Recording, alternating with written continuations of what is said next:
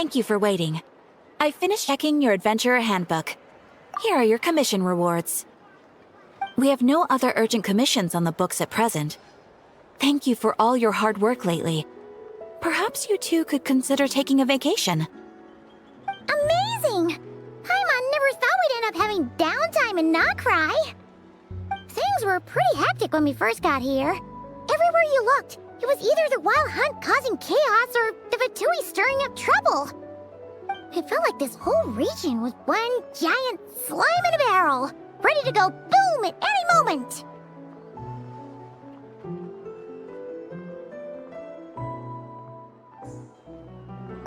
Sure have. Things were looking pretty dicey, but in the end, we managed to turn it around. Whoa! Paimon just got deja vu! Oh, that's right. It's because we've done this like a million times now. Ah, yes. Are you two aware that the Moon Prayer Night is soon to take place? Oh, yeah!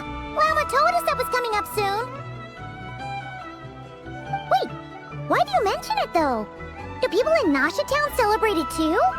Paimon thought it was just for Moon Goddess worshippers. You're partially right. Most people in Nasha Town just see the festival as an opportunity to do business. They do not concern themselves with the religious element. The festival was first celebrated by the Frost Moon Scions. On this day, they would wear moon prayer blossoms and celebrate the birth of the Moon Goddess through song and dance. They would also prepare food and handicrafts and give them as gifts to others. Over time, it became Nodcry's most lively festival. Oh, sounds like fun! Great! Well, in the meantime, since Catherine doesn't have any commissions for us, let's focus on some personal business instead. When we first got here, you mentioned that this was where your spaceship landed? We didn't get to follow up on it at the time, because we got wrapped up in that whole rare situation, but now we can finally start investigating it properly. Well, there's a saying Paimon's heard around these parts, which goes, if you lift up a rock, you'll find something you weren't looking for. By that logic, you'll never find what you're looking for while you're searching, but the moment you stop looking, it'll jump right out at you. Could be worth a try though, right? Anyway, Paimon suggests we focus on other stuff we want to do for now, and just keep an ear out for spaceship-related intel as we go.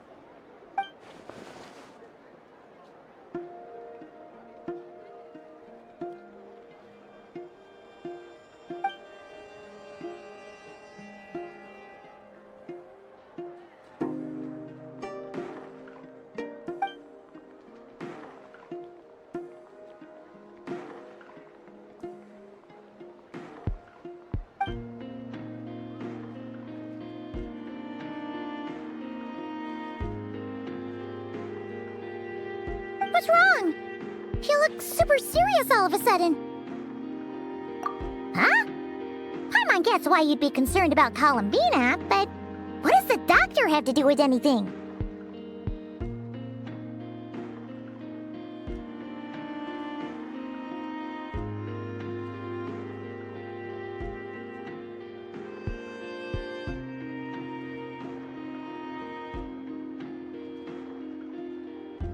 Oh, that's true. And now that you mention it, we're definitely overdue for a showdown with the Fatui. It is weird that he hasn't shown himself this whole time. What could he be up to?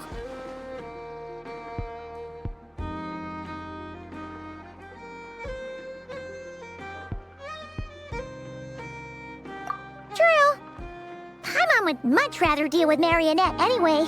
She says the meanest things, but when it comes down to it, she doesn't seem like a bad person. Maybe it's the pressure of being a Fatuse? Especially as a Harbinger.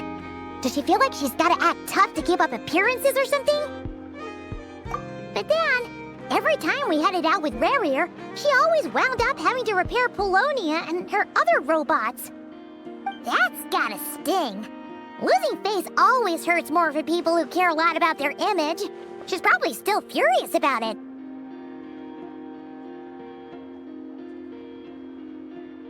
What? Relax! She's not even here! Huh? What's the matter? Oh,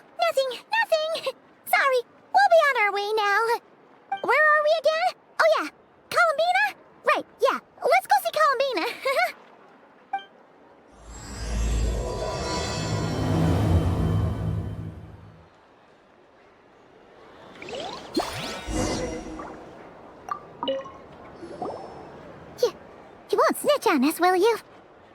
I'm not entirely sure what you're talking about. But rest assured, I protect client and adventurer confidentiality as a matter of principle. Phew! That's a relief. Paimon does not want to get an earful from her.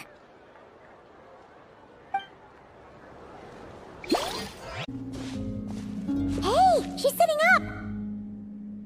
Is me sitting here a rare sight? No, we just thought you'd be resting. Perhaps I would have been, were it not for the sudden arrival of some unexpected guests. Not that I consider it a disturbance. After all, you are the only ones who are free to enter. Would it not be a little unfriendly of me to lie down while we speak? I didn't realize you put so much thought into little things like that.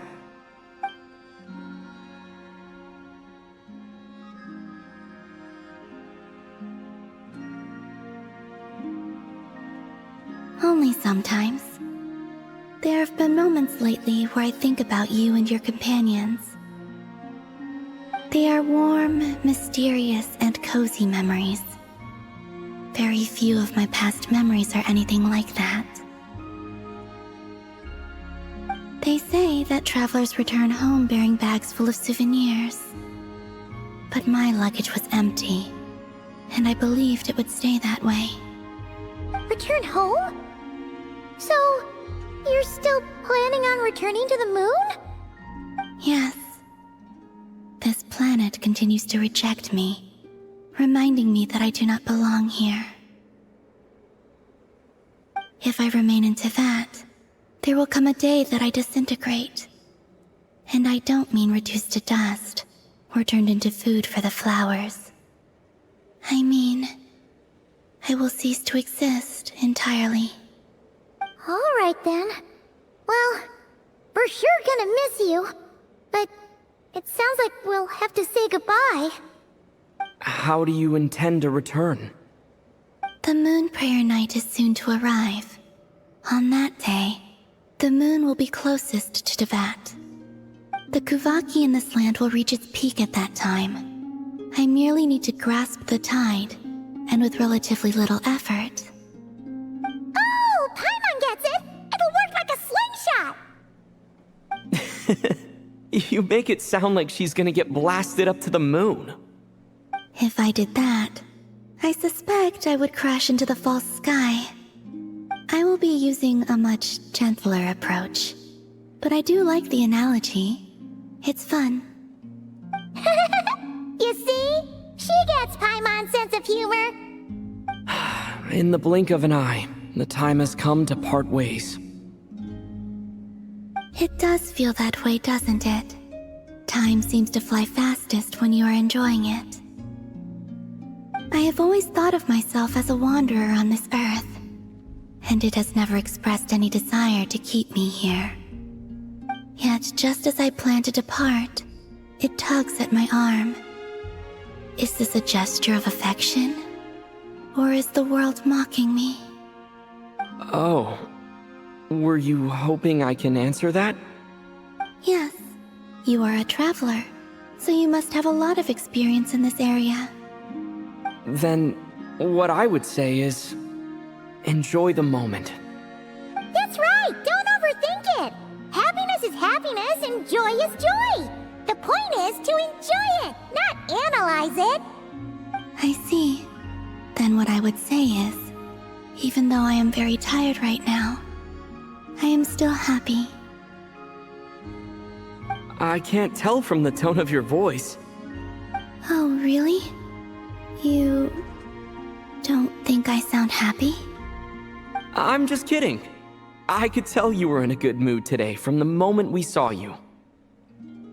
Ah, a joke. Albeit not a funny one. Anyway, I assume you're here about you-know-what. Give me your hand. Actually, it's not that. There's something else we wanted to discuss with you. Oh. Then, do you still want to give me your hand? Or not? Sure.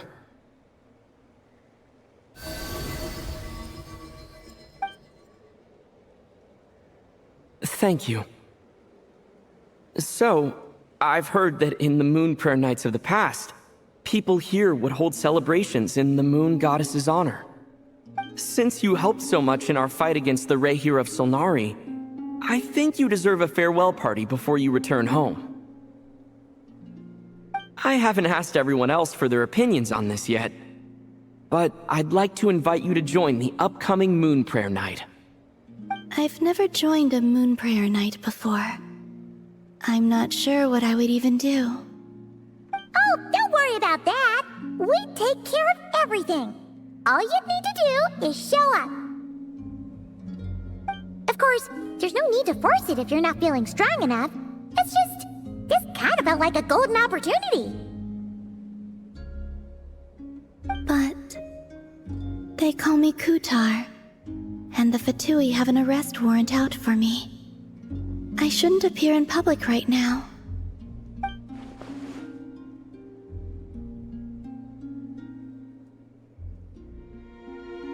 I'll make it work. You have my word. Yeah, we got your back. Well, he does. Paimon's actually not too sure what he's planning.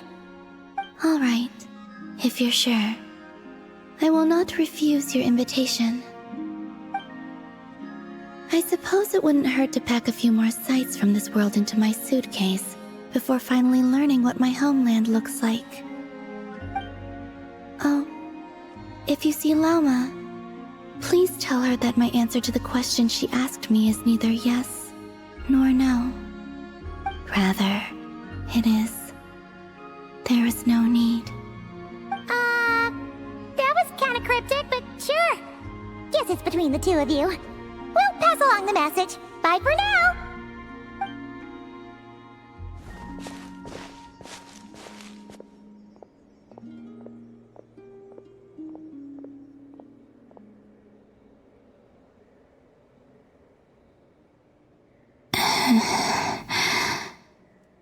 And also, I do not know. Since she's agreed to join the festival, let's go see who else wants to take part. Lauma's gotta be the person most familiar with the Moon Prayer Night. We should start with her. Also, what exactly is your plan to keep her safe? Not sure yet. I'll figure something out. What? Are you serious? And Paimon even gave you her vote of confidence back there! When did you become so sneaky? Hey, Lauma! It's us! Huh? Varka? What are you doing here? Beats me. I had a bit too much to drink last night, and when I woke up, I was on Hisi Island. Mr. Varka is helping to oversee Nasha Town's preparations for Moon Prayer Night. He is here to go over some details regarding the decorations and custom cloth designs. Right, yeah, that too. What do you mean, that too? Yes. Celebrating this festival is a long-held tradition here in Nodkrai. On this day, the crescent moon at the top branches of the verdant crest turns into a full moon, and the moon prayer blossoms bloom with a special radiance. Our people take these to be blessed omens. It's an especially welcome event coming off the back of all that nasty business with Rehir. Everyone got put through the ringer recently, and now they're looking to turn their fortunes around. Shots in town all agree that a big, lively celebration is just what we need to rebuild people's faith in this place. No wonder Catherine said that people weren't so bothered about the religious element. That's right. It's become more of a local custom by this point. The celebrations have little to do with whether the religious stories behind this event are true or not. Even the Frost Moon Scions are eagerly awaiting the coming of Moon Prayer Night, despite now knowing that their past beliefs were founded on a falsehood. That's fair. It's a bit like the Lantern Ride in Liyue. It's a chance for people to enjoy themselves, not debate the existence of the Adepti.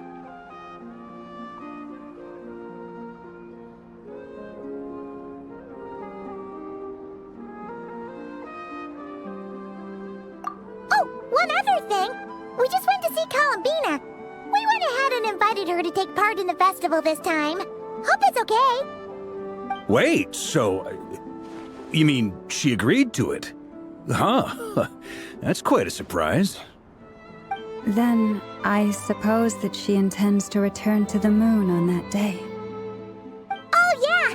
It's kind of a complicated process, but basically, it's like a slingshot. I understand. In truth, I had a feeling that she might make such a decision. Well, if Kuthar has decided to participate in the festival, we should prepare accordingly. Yeah, exactly. She was saying how it could be risky for her to show her face in public. We were wondering if there was any way we could hide her. Unfortunately, the people who carved the statues did an excellent job of capturing her likeness. It will be very challenging to hide a goddess whose face everyone is so familiar with. Darn! We may have bitten off more than we can chew here. Nah, don't sweat the small stuff. We can handle that. Huh? Are you saying you have a plan? Not as such, no, but the most important thing with a festival is to keep the mood light and your spirits up. You can't go preparing for a festival with those long faces. You'll never convince anyone to enjoy themselves. The Mondstatter spirit is strong with this one. As it happens, I agree with Mr. Varka. Let's start by making our appreciation for Kuthar the beating heart of the festive atmosphere. And who knows, once we get the ball rolling, perhaps everything will just fall into place. Hey! Did you catch that? Lama said the thing! Or close enough at least.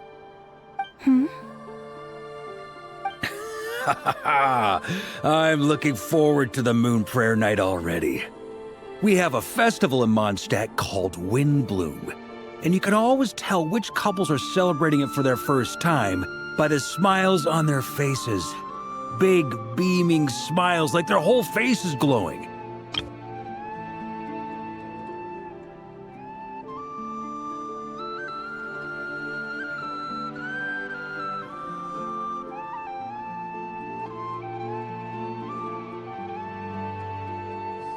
And I have a feeling we'll get to see that same smile on the Moon Goddess's face at this festival.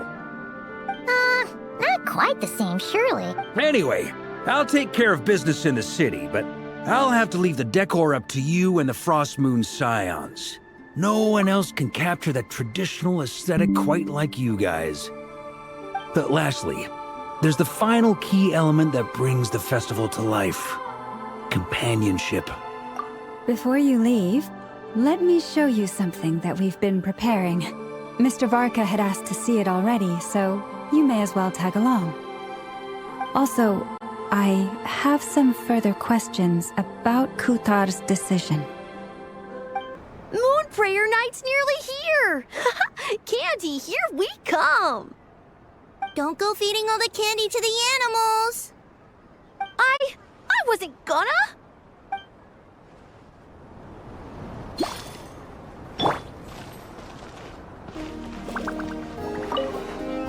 The frame is done, and I've got a nice new set of tools. Yeah, this is looking good.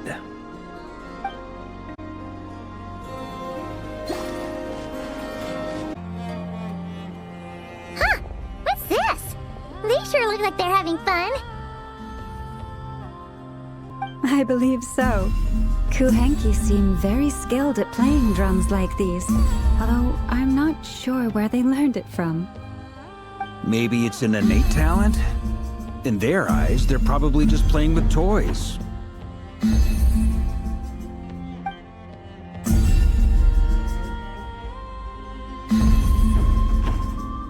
Wanatar! You wanna play too?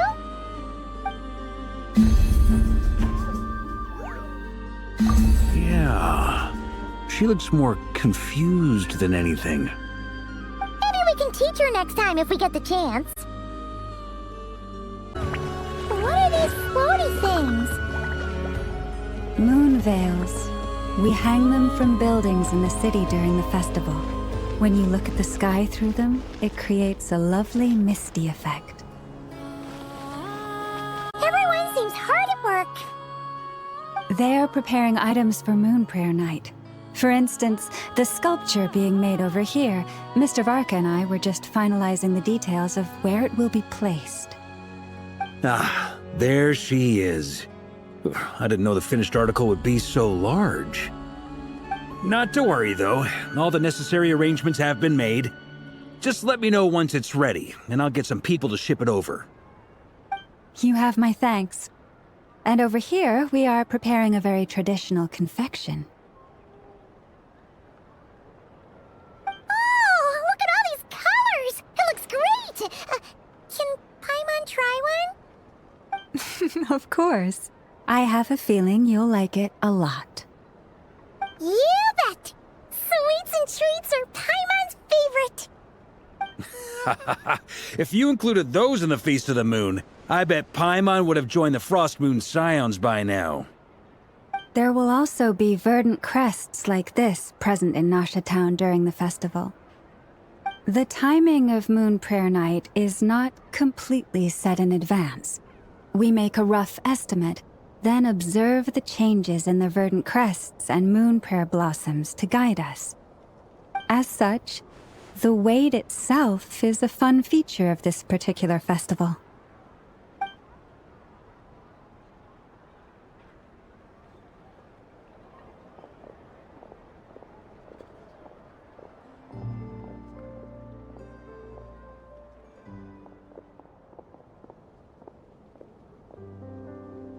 Let's talk here. To tell the truth, I am very surprised to hear that Kutar is willing to participate in the festival. I once asked her if she'd be willing to stay with the Frost Moon Scions. I could introduce her to everyone, and we could be a family to one another. She did not answer, but she has not appeared here since. I took this to mean her answer was no. But if that were the case, she would not have accepted this invitation. Ah. I see. Maybe she is right. Maybe the Frost Moon Scions of today no longer need a moon goddess. But my wish was not for her to come here and be worshipped as a deity. I simply wanted to offer her a place to stay. I'm sure she believes that showing herself here might invite Fatui intervention, and as such she does not wish to cause us trouble.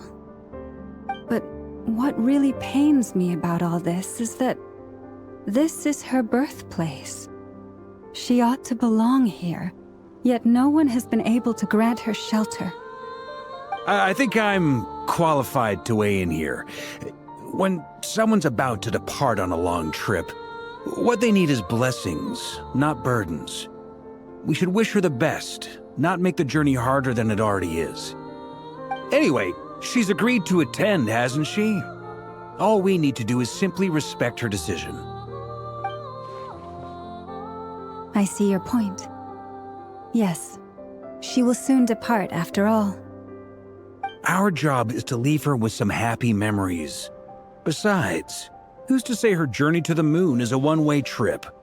It's not like she can't come back and visit if she wants, right? Paimon agrees wholeheartedly. Festivals are all about having fun, so let's keep it simple. All right, I'm gonna head back to Nasha Town soon. Want to come with?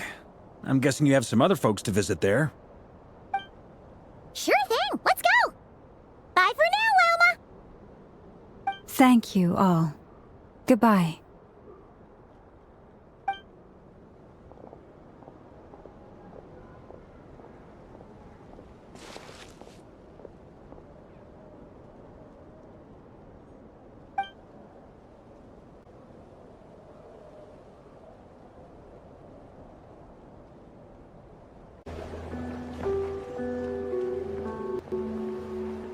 Huh? Hey, over there! It's Duran and Albedo with Flint's! What could they be chatting about?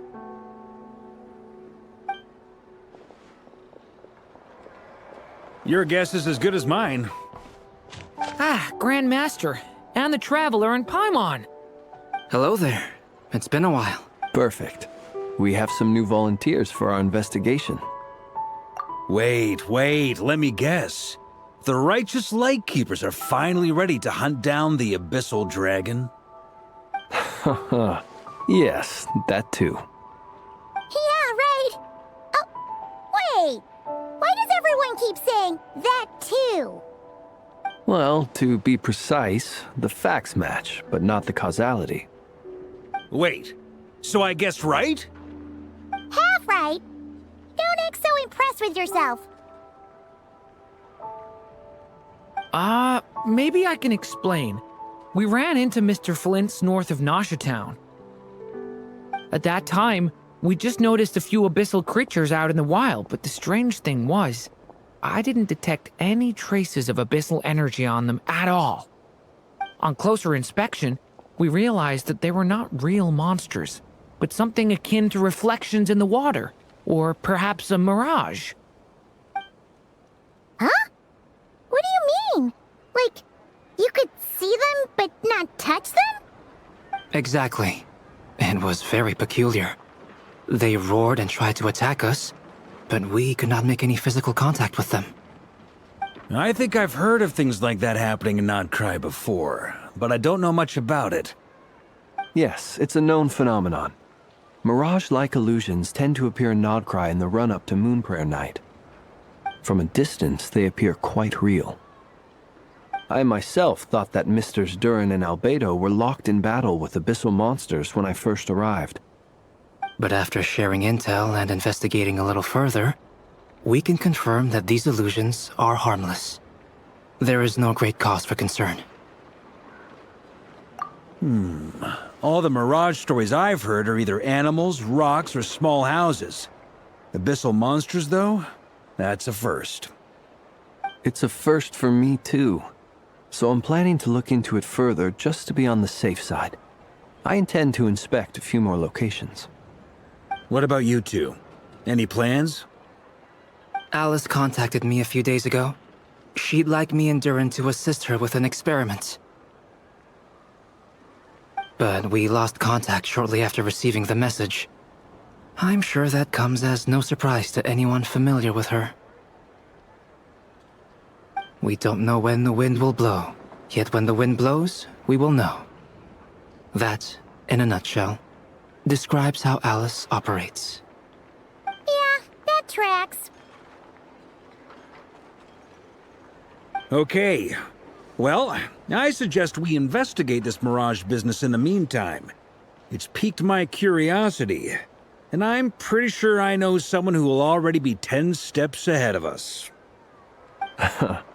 Well said. Right? Whatever's happening in Nocturne, she always seems to be the first one to know. Let's go see what she knows. We can invite her and her staff to the festival while we're at it.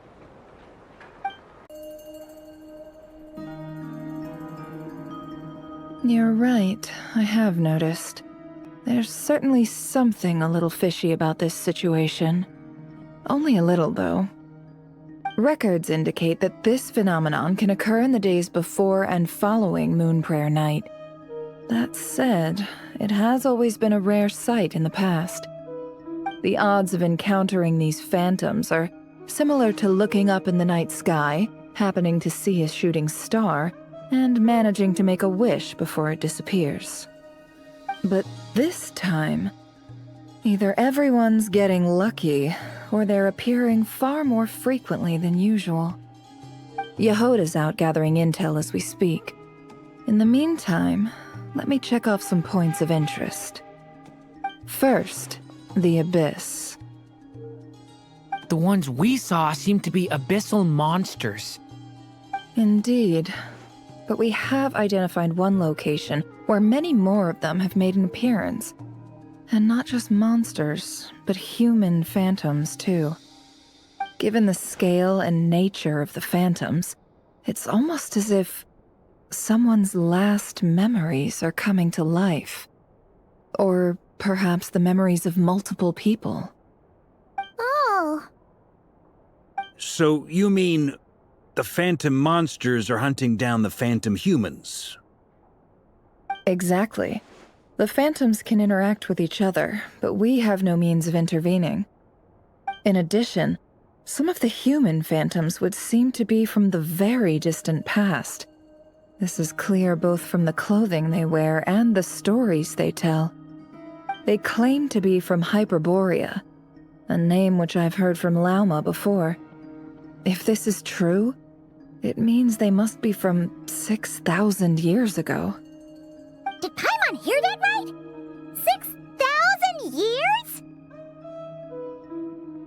It sounds like this merits further exploration. That'd be a big help. I'll leave it with you, Albedo. My knowledge of ancient history is non-existent. I used to doze off every time the pre-Knights of Favonius era came up in class. It's quite a miracle that you were able to understand these phantoms' speech, given how long ago they lived. I suppose you're right. But I'll leave the archaeologists to ruminate over that conundrum. As an intelligence broker, my sole interest is in the value of the information I gather. Which, in this case, hopefully means earning myself some good favor with our dear Lady Moonchanter. So calculating. Whew, this intel broker logic always catches Paimon by surprise. Sounds to me like we could split the work up. I think the abyssal phenomenon is best left to Albedo, Flint's, and me. Agreed. It coincides with my duty as a lightkeeper. For my part, I'd like to understand the abyss better. Even a little knowledge would go a long way. This is certainly a rare opportunity to study the abyss. But even rarer, perhaps, is the chance to make contact with the ancients. The Curatorium will take the lead on investigating the Hyperboreans. We put in the work to learn what we know so far. It seems only fair that we get some quantity of exclusive intel. That just leaves our trusty team of 2 unassigned. Since you became an honorary knight, of course. This was part of my grand plan all along. Ha ha ha! Oh yeah, by the way, we managed to convince Columbina to come to the Moon Prayer Night celebrations. Would you and Yehoda like to join too? She agreed to that? Huh. Quite an achievement. Never underestimate the traveler, I guess. I'd be happy to join. No point shutting myself inside when the streets are all decked out. I doubt any clients will be visiting during the festival in any case. And Yehoda loves a party, so I'm sure she'll jump at the opportunity. No, no, no, no, no, no, no, no, no, no! Way to contradict me in front of... Wait, no, that's not what I have bad news, boss! So many people. Alright, everyone inside, quick!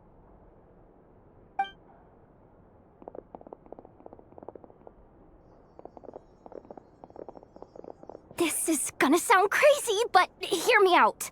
I saw one of those phantoms at Star Sand Shoal, and it was some sort of flying ship. Like a spaceship? That's gotta be the one you came to Tibet in. You said you saw the same thing through the moon marrow, right? Huh? You already know about it? Ugh, I thought I was gonna blow people's minds. Turns out I'm the last to find out. Wait, back up. You came here in a spaceship? Now my mind is blown! What's it like on the inside? Was it like flying through space? I want to know everything! Yep, exactly. Huge discovery. You're the best. Second best intel broker in the world. After your boss, of course. Wow. Really? Well, I don't know if I'm all that, but... I guess that decides where we're heading next. Come on, don't look at me like that. I know the spaceship doesn't have anything to do with me, but you don't want to leave me as the only one twiddling my thumbs, do you? Please? Fair enough. You can tag along. In that case, let's meet back here to discuss our findings once we're done. I wish everyone a productive investigation. You too.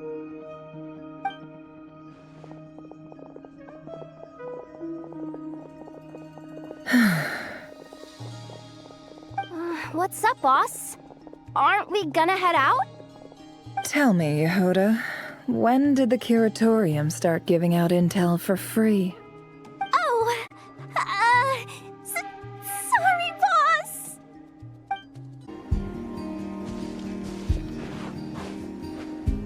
Well, what do you know? Yehoda was right on the money. This Phantom really is your spaceship. But that's so weird. Why would it show up here? Is it some kind of projection? Or a ghost? Like, maybe it no longer exists, but somehow it left an afterimage? Ah, you're already here. Miss Lauma, what a surprise. I thought you were busy with festival preparations. I was, until one of our people informed me that a strange sight had appeared at Starsand Shoal. No one's ever seen something quite like this before. I thought I should see it for myself. Same here. Oh, so we heard that these things appear around the festival period. Any idea why that is? Unfortunately not. We have very limited information about them, since they can't be interacted with. And no human phantoms have ever made an appearance before now. The most we've been able to deduce is that these sightings appear to be connected to the increase in Kuvaki energy around this time.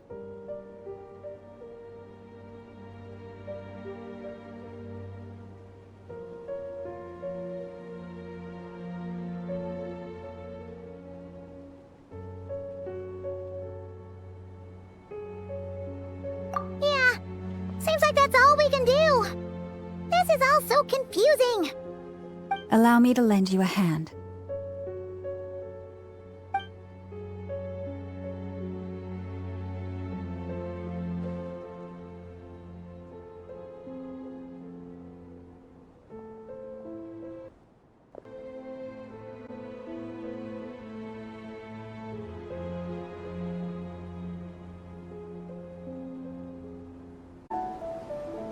Everyone, our friend here should be able to provide us with some information. Is that a phantom rhymehorn deer? I've heard about how the Frostmoon Scions live in harmony with the animals and can even communicate with them. That's coming in handy now, for sure. Okay. Yes, I understand. Then how about this?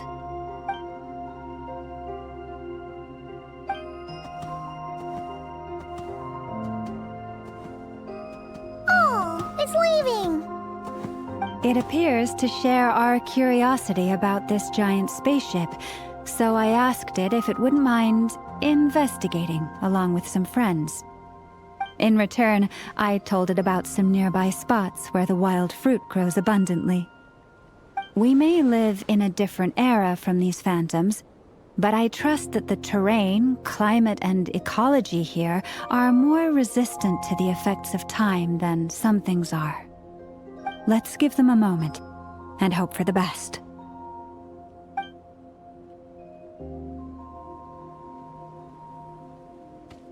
All back together? Must have been a lot of fruit. Indeed. Now let me ask them some questions.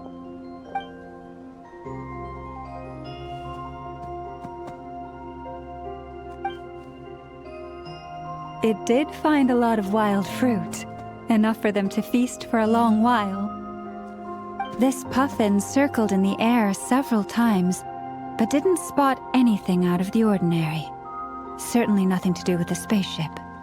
Huh. Well, it definitely makes sense to get a bird's eye view. Indeed. Other than that, I was also thinking that the world these phantoms see is also different from ours. Oh, I get what you mean.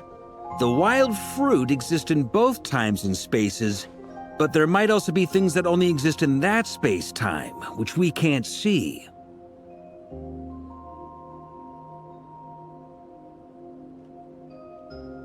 Good point. Great thinking, Llama. Blunthorn rhinos can use kuvaki to shift great rocks, but this one says it couldn't get that ship to budge by even an inch. The sniffer mole tried too, but despite being a skilled digger, it could not get through. They say that the spaceship looks robust and undamaged. It seems completely impervious to any and all attacks. Whatever lies within is well defended from harm. So, just like us humans, there was nothing they could do about this spaceship either. Yes, still, they deserve our thanks. We are grateful for all your efforts, dear friends. Now go, and enjoy your feast. I've noticed some other human phantoms gathered nearby. Come on, let's go talk to them. Those illusions and those people. It's all a little creepy, don't you think? Nah, all part of the festive atmosphere. Have you ever seen anything like this? Nope. Never seen or heard anything this weird. What is this thing? I've never seen it move, and there's no way to get inside. Goodness knows.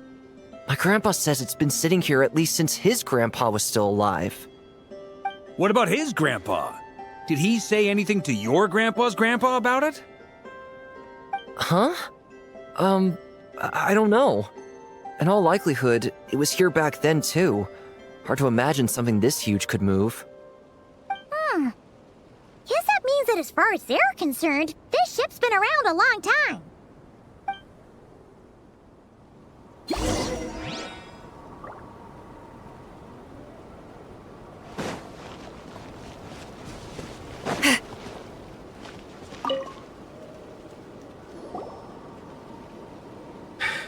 Come on, brothers. If we can get even a small chunk off of this thing, it's gotta be worth a fortune. Today is the day we strike it rich. Huh? You mean Paimon? Yes, brother, I shall join you. Let's make our fortune. We should go with them. What the? This thing is crazy tough. I can't even scratch it. What's it made of? Sorry, brother. Looks like we'll have to seek our fortunes elsewhere. Enjoying yourself? I was just seeing if I could influence this phantom's perception by playing. But nope, no dice.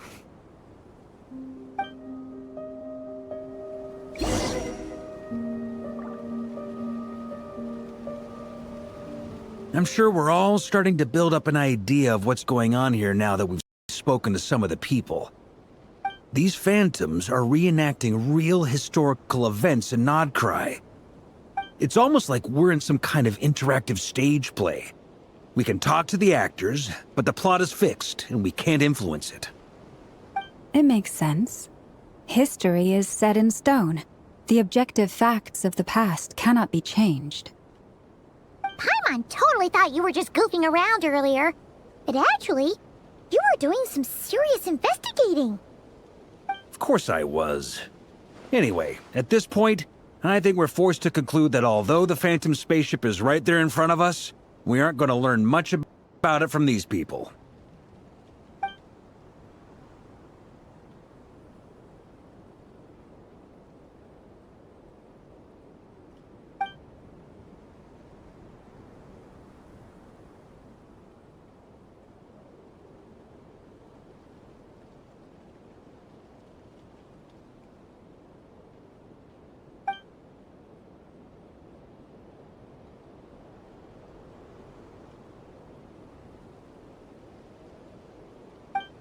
Don't be discouraged. If nothing else, this is proof of the ship's existence. And think about it. So many people tried to hack their way inside, but no one could get the door open. It's made of very tough material. To me, that says that we'll either find the ship itself or the story behind it. It's just a matter of time. Huh. Every now and then, when Varka gets serious, he actually does seem like Grandmaster material for once. I wonder how the others are doing. Let's head back for now. Sounds good. Also, drinks are on me if Team Knights of Favonius is the first to finish. Wait, we have a team name now? Am I in Team Knights of Favonius as well? You're very welcome to join. We've even got a cathedral ready for you. Isn't that technically blasphemy? You wouldn't dare make a joke like that if Barbados was in earshot. Nah, I'm sure Barbados doesn't mind a little harmless blasphemy once in a while.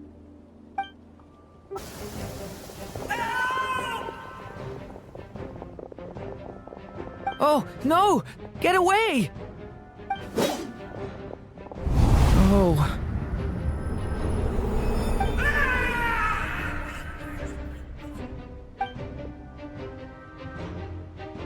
I know it's hard to stomach, Mr. Duran. But as I'm sure you've noticed, there is nothing we can do to intervene in that which unfolds before us. But we have to at least try. And try you have. But are you aware of how many unsuccessful attempts you've made now? I wasn't keeping count. I'm afraid this is the 39th failure so far. Or the 5th if we're only counting this particular victim.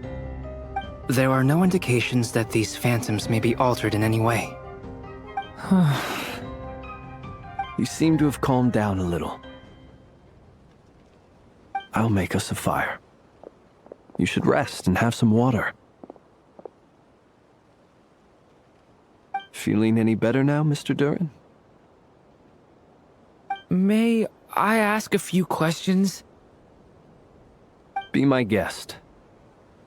What exactly are we witnessing here? What happened to those people? My guess would be that we are seeing Nocturne during the Conrian Cataclysm. Would that be accurate? Conria. That is correct. As you know, once the Abyss senses even the tiniest crack, it floods in and spreads like wildfire. There was a time in the distant past when it permeated all of Nocturne, causing immeasurable harm. The people paid a terrible price to heal this land. Then, 500 years ago, the whole of Tevat suffered an abyssal disaster. Once more, Nocturne was dealt a devastating blow. I see. In the face of the abyssal onslaught, all were like grains of sand tossed around by a tidal wave. Be they human, fae, or god. The moment you witnessed is but one drop in a whole ocean of catastrophe. All right. I guess that answers my second question, too. I wanted to know why there's nothing I could do to help them, and that's because what we are seeing is history. Guess as well. As I understand it, history and fate are not all that dissimilar. The latter may be unseen to us, but both are immutable. Yes. Fate was determined long, long ago. I still have a couple of other questions for you, Mr. Flint's. You mentioned more than one abyssal disaster that has struck this land in the past. How can you be sure that what we're seeing is from the Conrian incident? And also, how are you able to stay so calm when you're talking about these events? From everything I know about you, you're not cold or ruthless, and you're not indifferent to the suffering of others. Alas, I am forced to show my age. I must be 600 or 700 years old by human measure. Wait, so you... One is not easily moved by history when one has witnessed the truth firsthand. I'm sorry.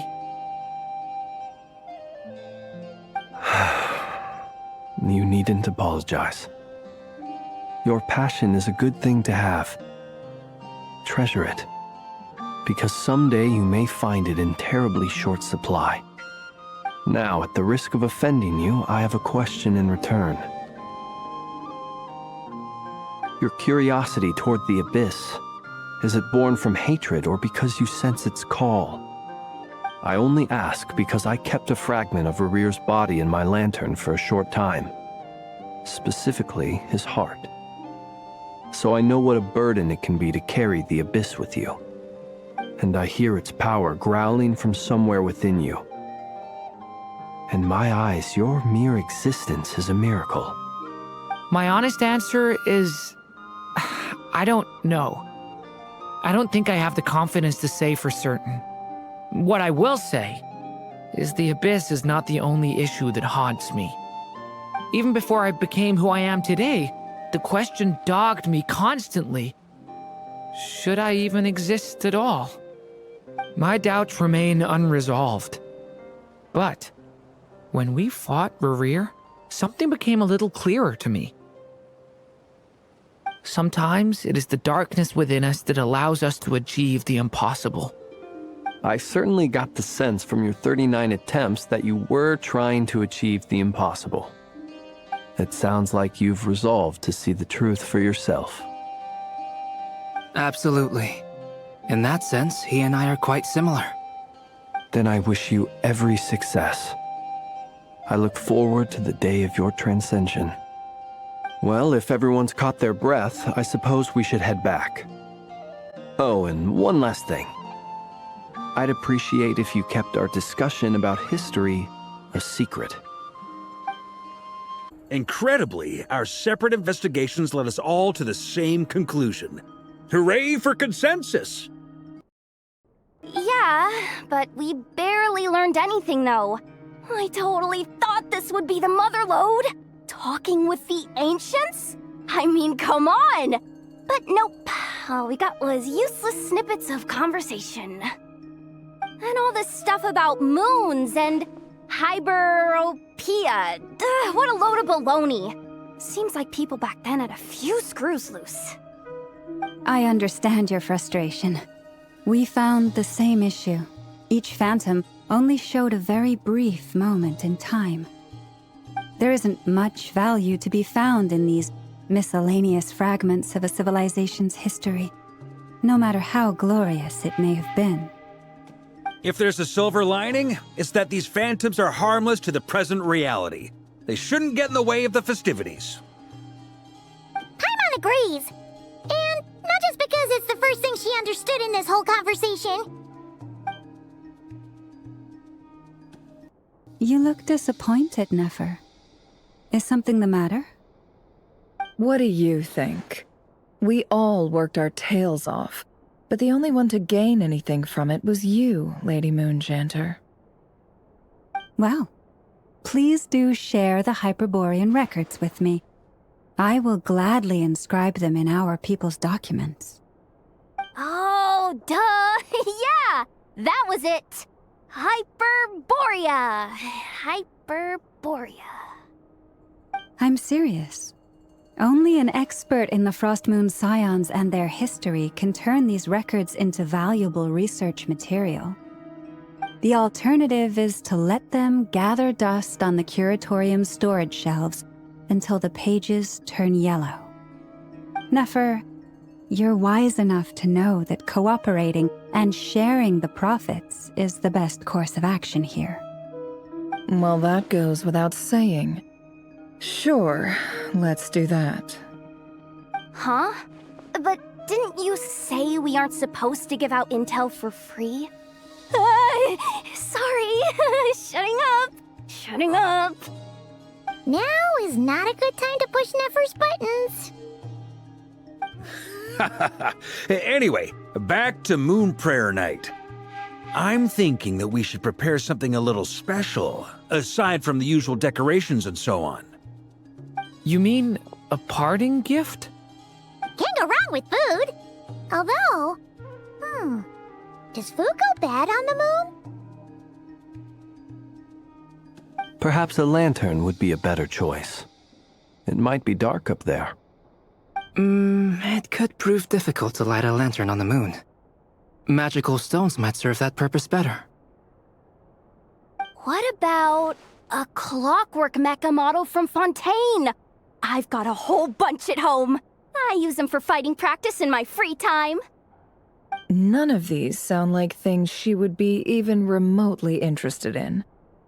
But we don't interact with her enough to know what she likes. Yeah. It would really save us the guesswork if someone could find out what she's into. Wait, what the? Traveler? They're all looking at you. Great! Haha, problem solved. Now, I need to stop by Dory's. Gonna need her help sourcing a bunch of stuff for the festival. Then let's leave it there for now. We all have our own business to attend to. Traveler, if you find out what Kutar likes, let us know right away.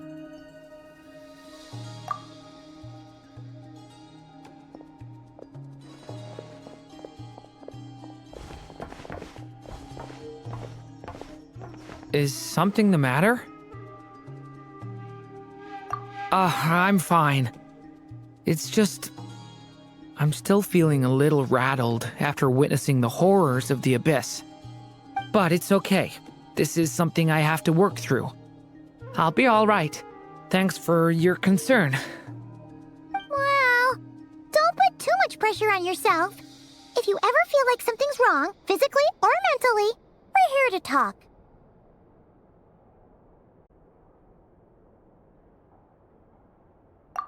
Come on. Stop treating me like a kid. Columbina, we're back! Huh? She's not here. Weren't there a few Kuhenki here last time, too? Where did they all go? Walkies? For Kuhenki? You're not pets, you know. Oh, well. Looks like we just came at a bad time. Let's try again tomorrow. There's still a few days until Moon Prayer Night, so we're in no rush. Besides, she needs time to rest anyway.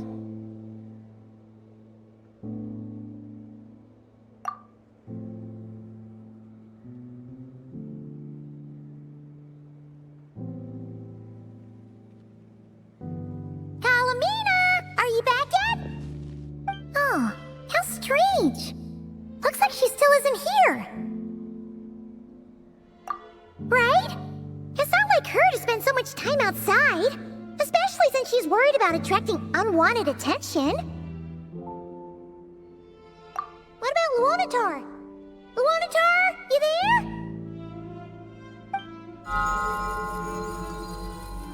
Hey! Do you know where Kalenbina went? Sorry, didn't understand. But if you know where she is, could you take us to her?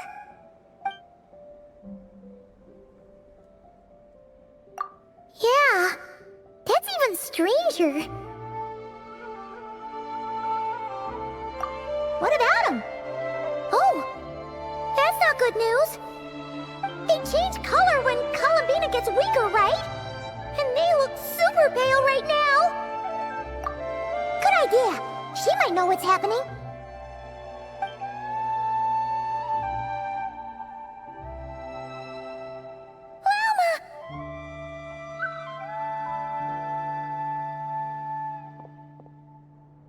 Ah, it's you. How is Kutar? Is she okay? No, she hasn't. I came here to check on her after I noticed the flowers had changed color. Based on past precedent, she must be very weak right now.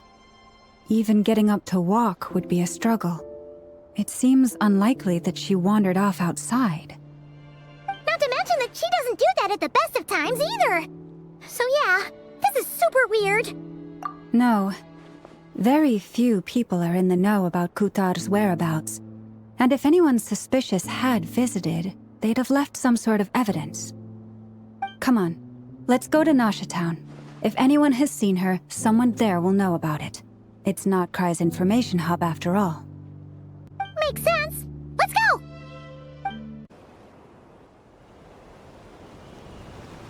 Wait a moment. Is it just Paimon, or is this stall kind of suspicious? It's never been here before, right? No, I don't recognize it. Alas, your free and easy adventure time is over. Now, prepare to face the final boss of Nocturne. Whoa! Where'd that voice come from? Not sure, but it's definitely hostile.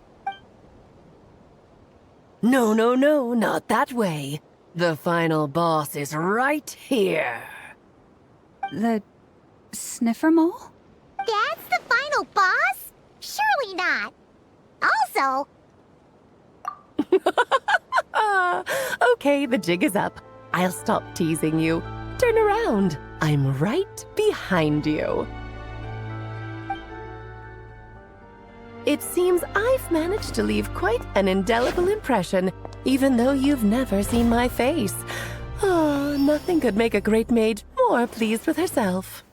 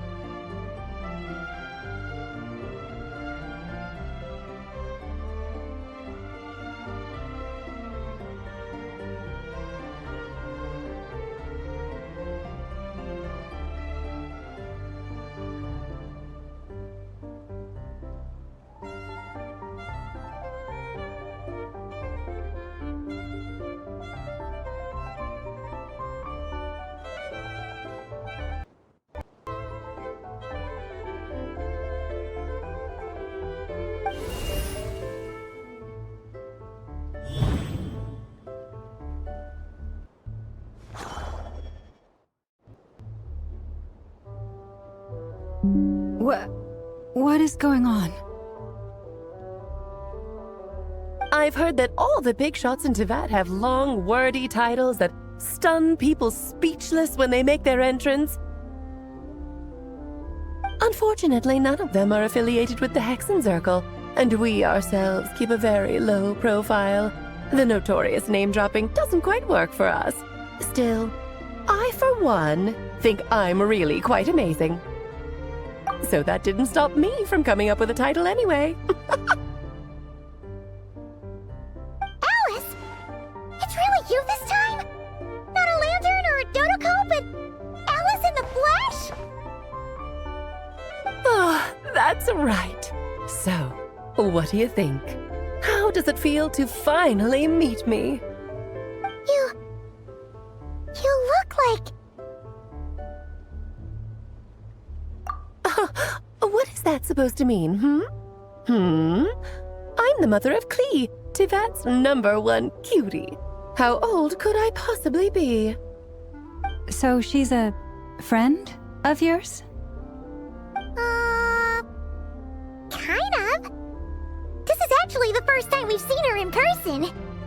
I see.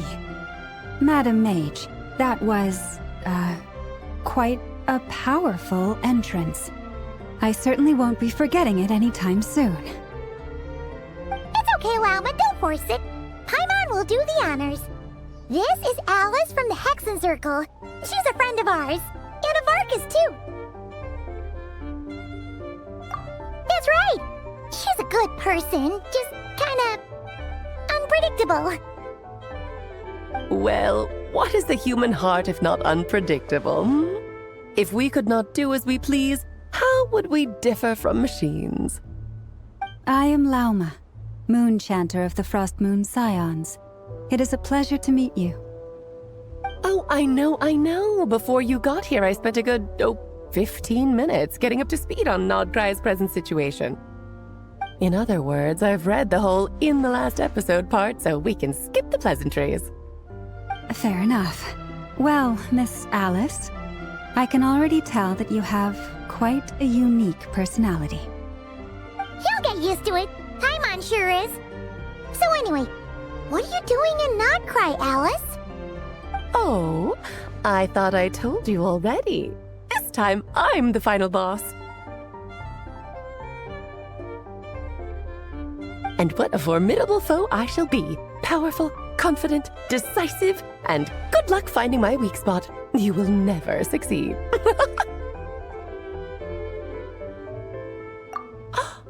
Oh, drat! My one weakness, and you found it in an instant. Fate has been dealt a devastating blow. Thus falls the great Dodo King. Why are you playing along with this nonsense? For funsies, of course. What's wrong, Paimon? Are you disappointed in me? Am I a gigantic letdown? No, it's just... you seem like a busy lady. And this is the one time you've shown up in person. Paimon figured it would be for something more high stakes than just goofing around. You're quite right. I'm here in Nocturne because something big happened. Something big enough it caught the attention of the Hexen Circle. It concerns the 3 moons, Tevat's borders, and of course, the moon goddess you are currently searching for.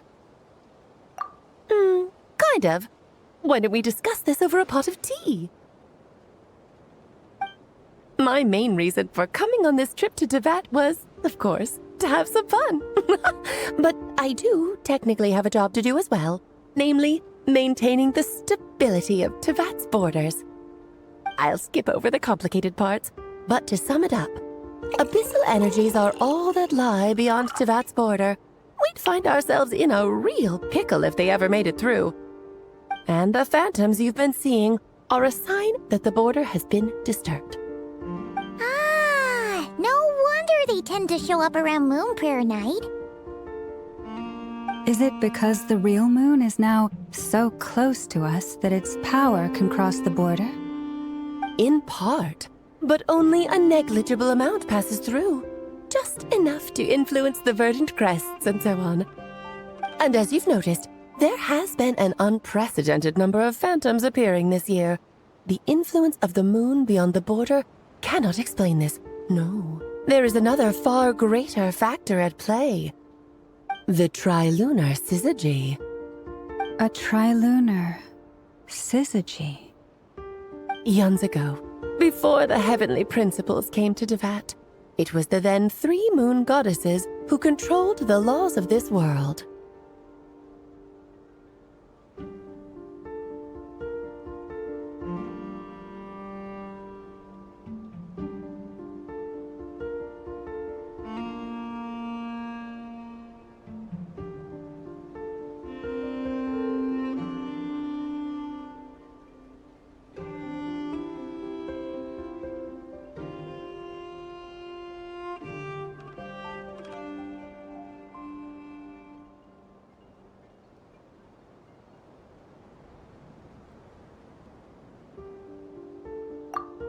That's exactly it. The 3 goddesses split these powers amongst themselves, promising never to consolidate them into one singular body. This was meant to keep the world stable. But, fast-forwarding to the present, the eternal moon's marrow is with you, while the iridescent moon's marrow, which should never have appeared in this world, has been retrieved. Add that to the presence of a moon goddess in the flesh and... the power of all 3 moons is gathered here in Nocturne. There hasn't been an event like this since the War of Funerary Flame. And it's having a noticeable effect on Tevat's borders.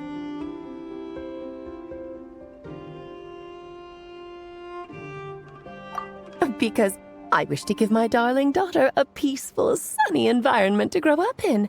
Is that a good enough reason? Kinda sounds like you're dodging the question, but it does make sense. Well, that's one reason anyway, and the most important one. The others are a little complicated to explain. For instance, cleaning up after dearest Miss R. Albedo could tell you more about that if you're curious, but right now, I have a more important question to ask you. Why are you collecting the moon marrows? I see. Nicole told me about that legend once. Nicole? You mean meet Anne? Oh, so you remember. Ah, yes, of course. That was the story about fate, her area of expertise. But back to the story of our dear moon goddess. I'm afraid her intended method of returning to the moon is unlikely to work anymore. What does that mean? She may be missing, but she hasn't gone anywhere. She has disappeared.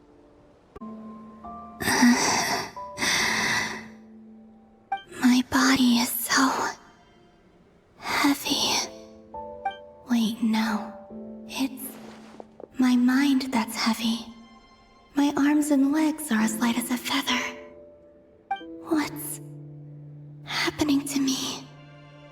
I feel drowsy, like I've been asleep for too long. Is it daytime or nighttime?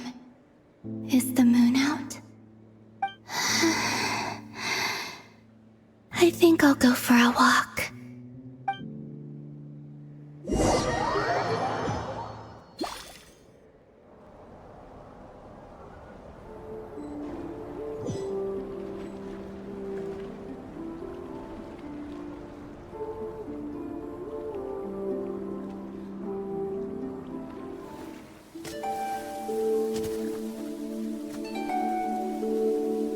Are you out for a walk too?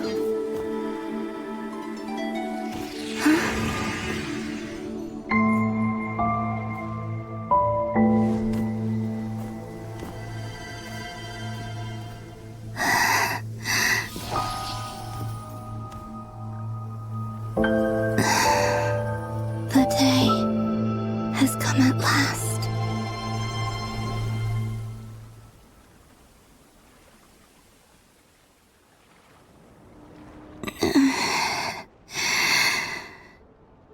Have I grown so weak that I can't even sustain my physical form? But Moon Prayer Night is nearly here. I was so close to returning home. Death is near. Is this how it ends for me? Will I return to the moon after I disappear? Or...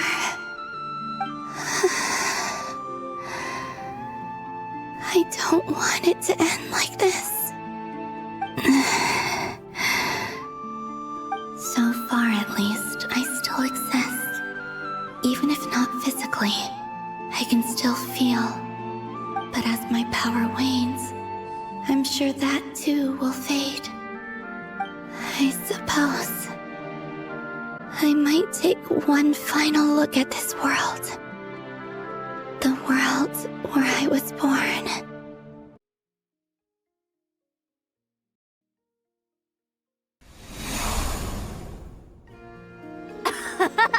Come on, come on!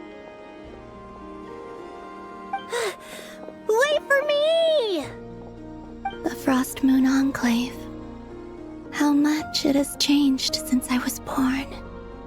These decorations, they're so heavy. It's times like this when you kind of wish men could be priestesses and acolytes.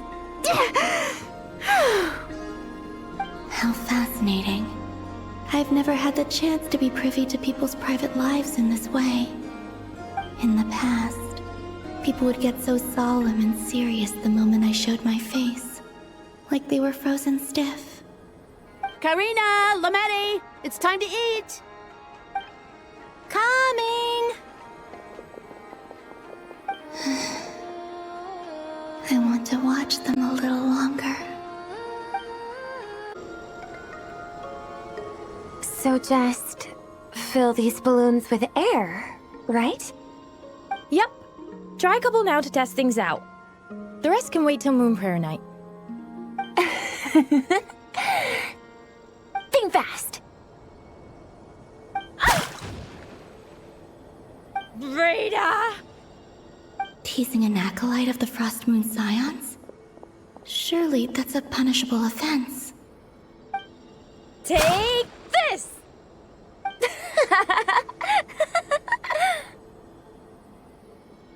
Huh?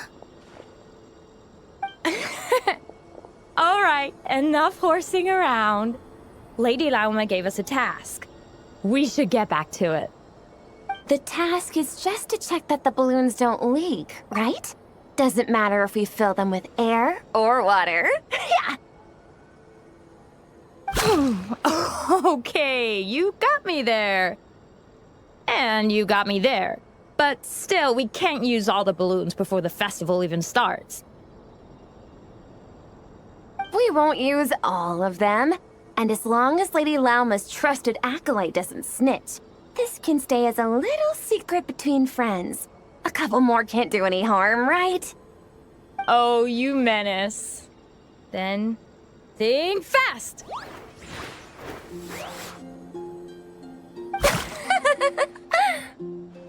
Is pumping a balloon full of water really so much fun?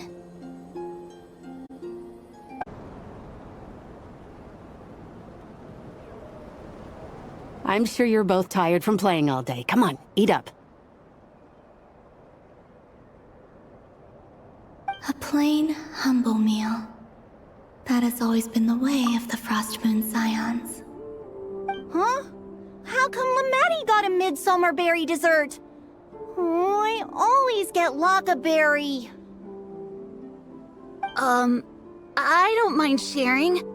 You can have a bite of mine if I get to have a bite of yours. They're sharing food?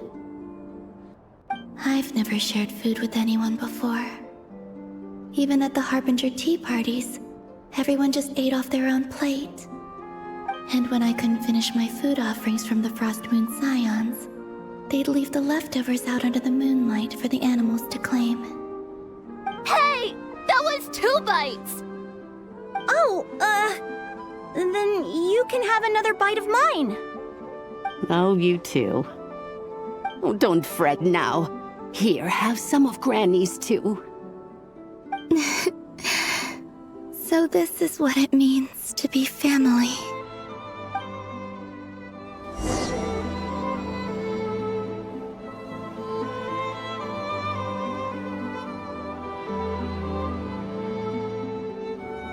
I'm seeing so much that I'd never usually get to see. They'd never act like this when I was around. It's nice, being able to just watch people in peace in these final moments. What a rare opportunity. I think I'll go take a look around Nasha Town, too. Maybe the Traveler will be there. After the War of Funerary Flame, the Moon Goddesses were no longer recognized by Teyvat. They lost the whole foundation for their existence. That's why the Moon Goddess's strength is fading. She cannot withstand the world's rejection of her.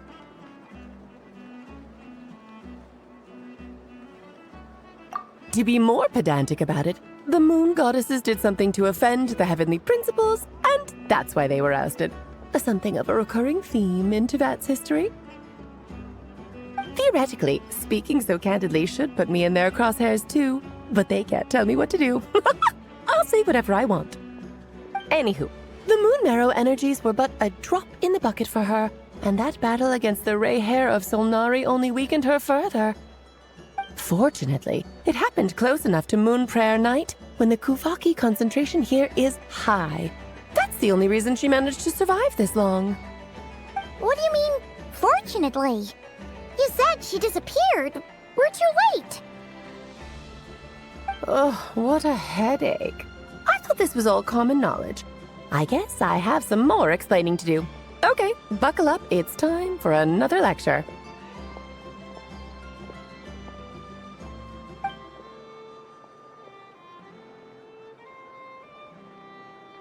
Now, I said earlier that the Moon Goddesses lost the foundation for their existence. The reason for that has to do with the natural order. Basically, the rationale for their existence in Teyvat was lost. The same logic applies to the present Moon Goddess too. consider her existence so far. Her comrades in the Fatui called her Damselette. And she was worshipped as Kutar by the Frostmoon Scions. But these connections have now been severed, whether by her hand or yours. So, the rationale that once sustained her existence is now gone. Wait, we did that to her? Oh, well, strictly speaking, yes. But let's not start pointing fingers, shall we? I'll only end up as the big bad villain, and that's not the kind of final boss I want to be.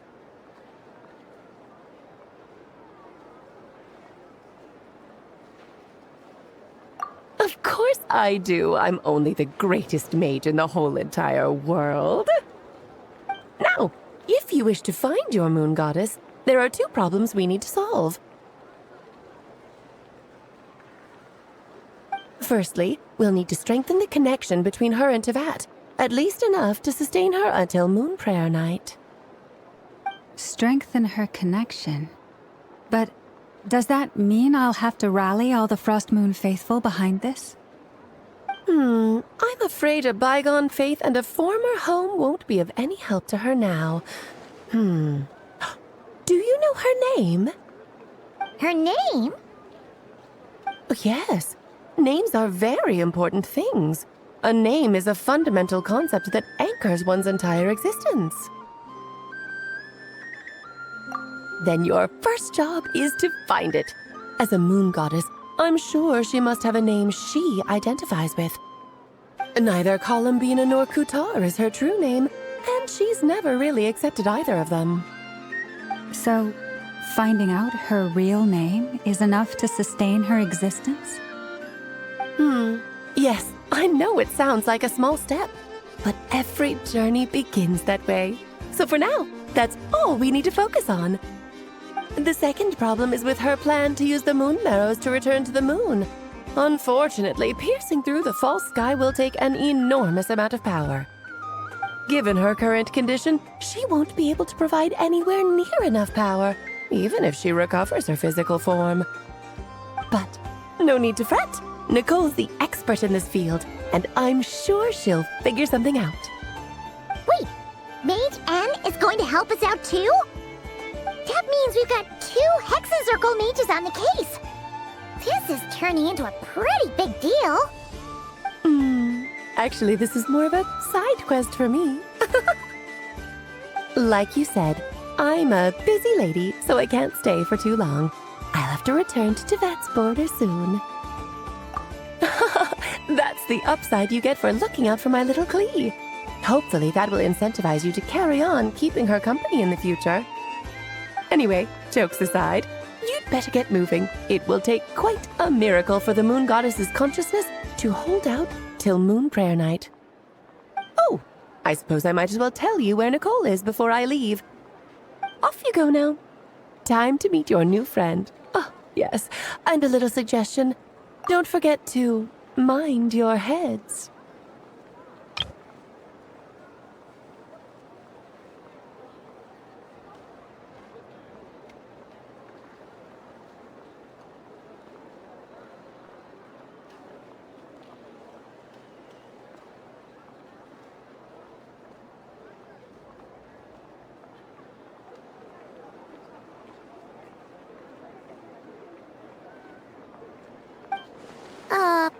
What? I wonder how Durin's doing. I should really go see him before I head back. You really are super busy. I most certainly am. There's so many children I have to keep tabs on just in Mondstadt. Durin, Albedo, Venti, Varka.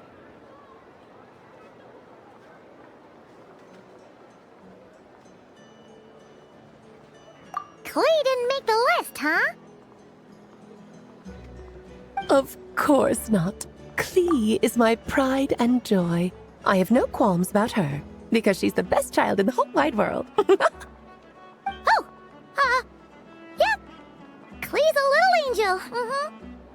I'm glad you agree. Well, all the best. See you when I see you.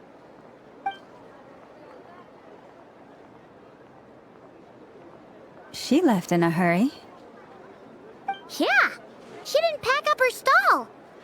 Should we handle it for her? I must say, I'm now very curious about her daughter. Klee, wasn't it? What's she like? That's a long story. Come on, we'll fill you in as we go.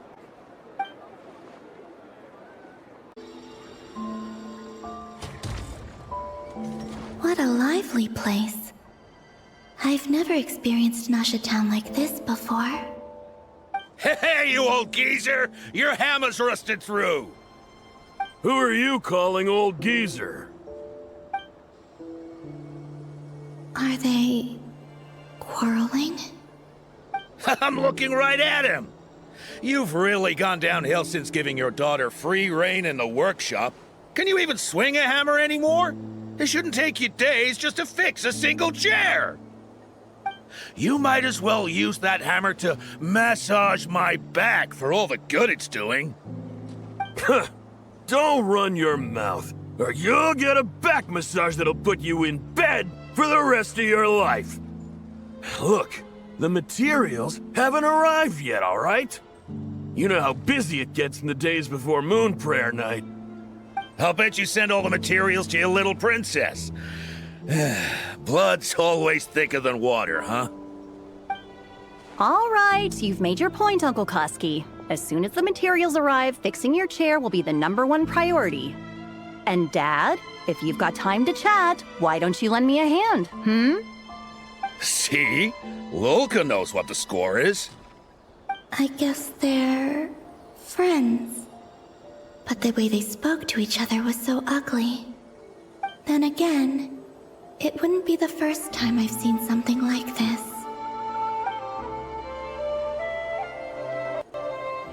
Columbina! Sing outside my door in the middle of the night one more time, and I'll unscrew your vocal cords. You hear me?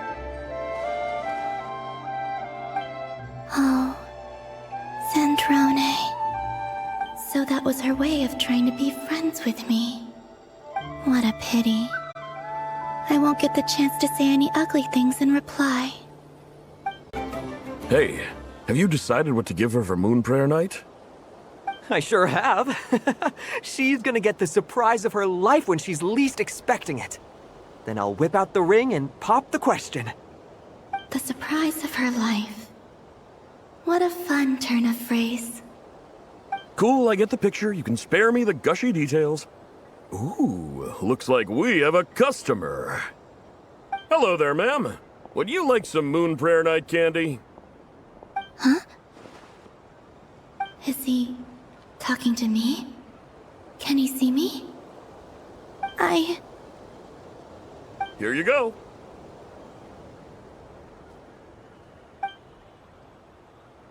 Oh.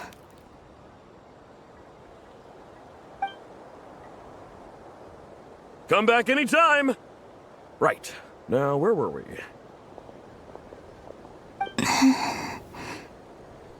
I don't know why, but I still held out hope.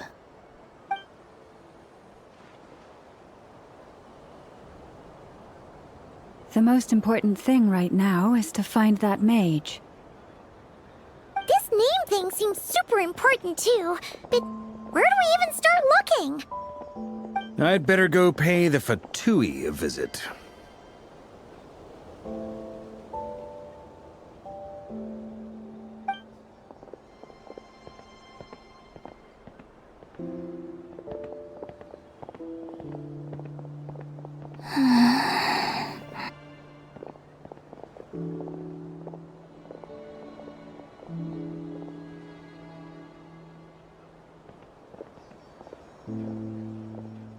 Columbina?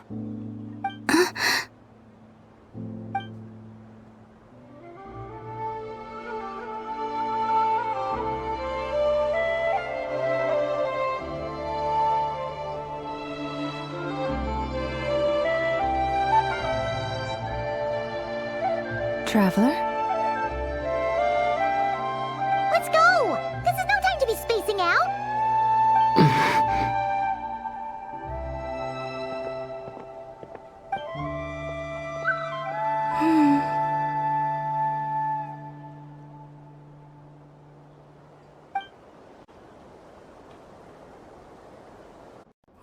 going?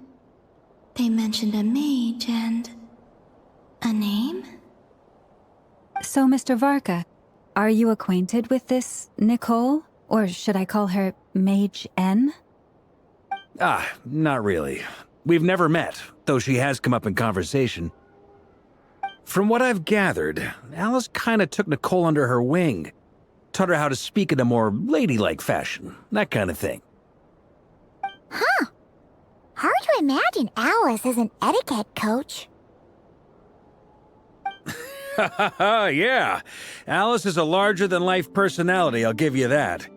But then again, that's why she's able to draw such an eclectic mix of people into her inner circle.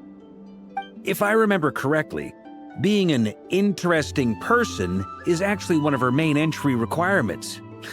So, if you ever wanted to join the Hexenzirkel, I'm sure you'd both be eligible to apply. Hey! Don't go around making promises on Alice's behalf! I wouldn't dare. I'm just trying to paint a picture of the Hexenzirkel for you. Okay, sure. Anyway, since none of us have ever met Nicole, how are we supposed to find her? We can't just go up to every woman in sight and ask, "Hey, are you Nicole?" Maybe something she's wearing will give it away? Like, a windbloom pinned to her chest or something. Wait a minute. Alice never said Nicole was from Mondstadt. Oh, true.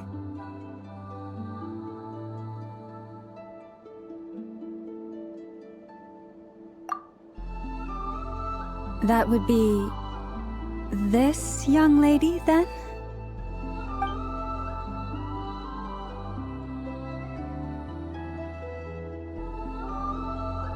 Hey there! Sorry to disturb you, but... are you Miss Nicole? Varka, Knight of Boreas of the Knights of Favonius. Alice might have mentioned me before. Have we got the wrong person? Sorry. Well, this is awkward. When I shook my head, I meant, no, Alice hasn't mentioned you before. Huh? Where is this voice coming from? My apologies. For certain reasons, I am unable to speak. This is the only way I can communicate with you. It might take some getting used to, but I hope you can understand. Hey, it's fine. I'm more shocked by the fact that Alice never speaks about me. As for you two, we have crossed paths twice before, but it is nonetheless a pleasure to finally meet you. It's really you! Thanks for all your guidance in the past! You're quite welcome. This time, things are different. We have reached the unwritten pages of the story. You might say that we stand at the crossroads of fate. Now then, allow me to formally introduce myself. My name is... No, stop! Alice! I can't believe it! I had a whole speech prepared. I'd agonized over every single word. She always picks the worst moments to ruin other people's plans. I'm so sorry about that. Alice took the liberty of devising some bespoke self-introduction magic for each member of the Hexenzirkel. But I could have sworn I deleted all of the triggering conditions for it. How did it bypass everything? Oh gosh, this is so embarrassing. This is a very different side of Nicole than what we're used to. Is she not used to face-to-face interactions? Don't worry about it. We've seen that introduction magic once already, so it wasn't too much of a shock. Please go on, Miss Nicole. We'd love to hear what you have to say, or... well, communicate. Huh? Are they talking to this lady? But... will you all promise to forget that horrendously embarrassing introduction? Sorry? Embarrassing? When?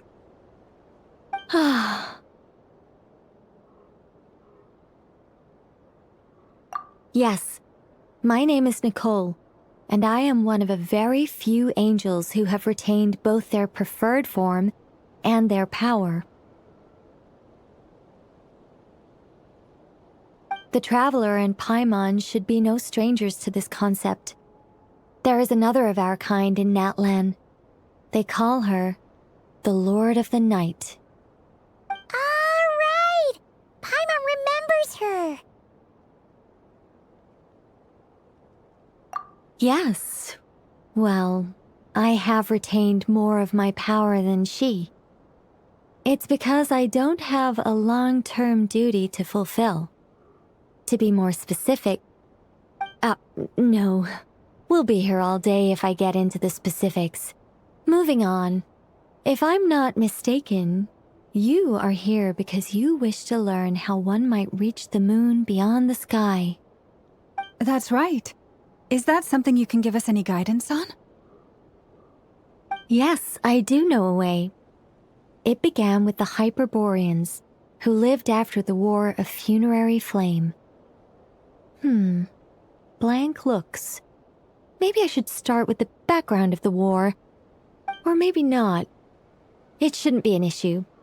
I'll fill in the gaps for you when we have more time. Anyway, after that war ended, the three moons retreated to beyond the false sky. The Hyperboreans were humans I once aided. They accepted the civilization and creations bestowed upon them by the angels. But despite accepting many blessings of the angels, many among them still held on to their faith in the moons. They were reluctant to accept the new order. Even after the War of Funerary Flame, they sought to contact the moon goddesses beyond the sky and receive their guidance. But all three had passed away by that point.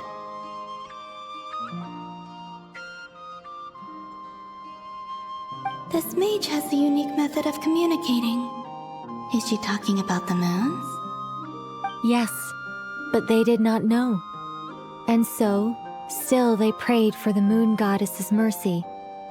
After building titanic structures that consumed vast amounts of Kuvaki, at last they glimpsed the moons and heard their voices. But of course, they were gravely disappointed, for it was then that they realized the three moon goddesses were dead.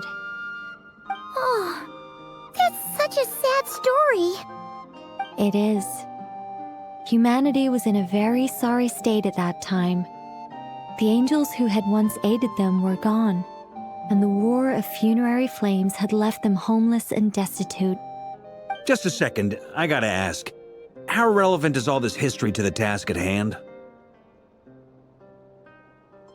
Well, I mean, it's... Okay, it seems we've drifted into irrelevant narrative waters. It's been a while since I've had the chance to speak inside someone's head. As soon as I got started, I lost control and the words just flowed out like a waterfall. What I'm trying to say is... Right, yes, that's it. The relevant part is the ritual created by the Hyperboreans. The fact that they bypassed the false sky and saw the true moons implies that they successfully built a connection between Tevat and the outside world. Which means, with enough Kuvaki and a sufficiently stable connection, it should be feasible to send one person over the border. Okay, so they built some kind of portal? Oh, yes. A portal. Yes. Is something wrong?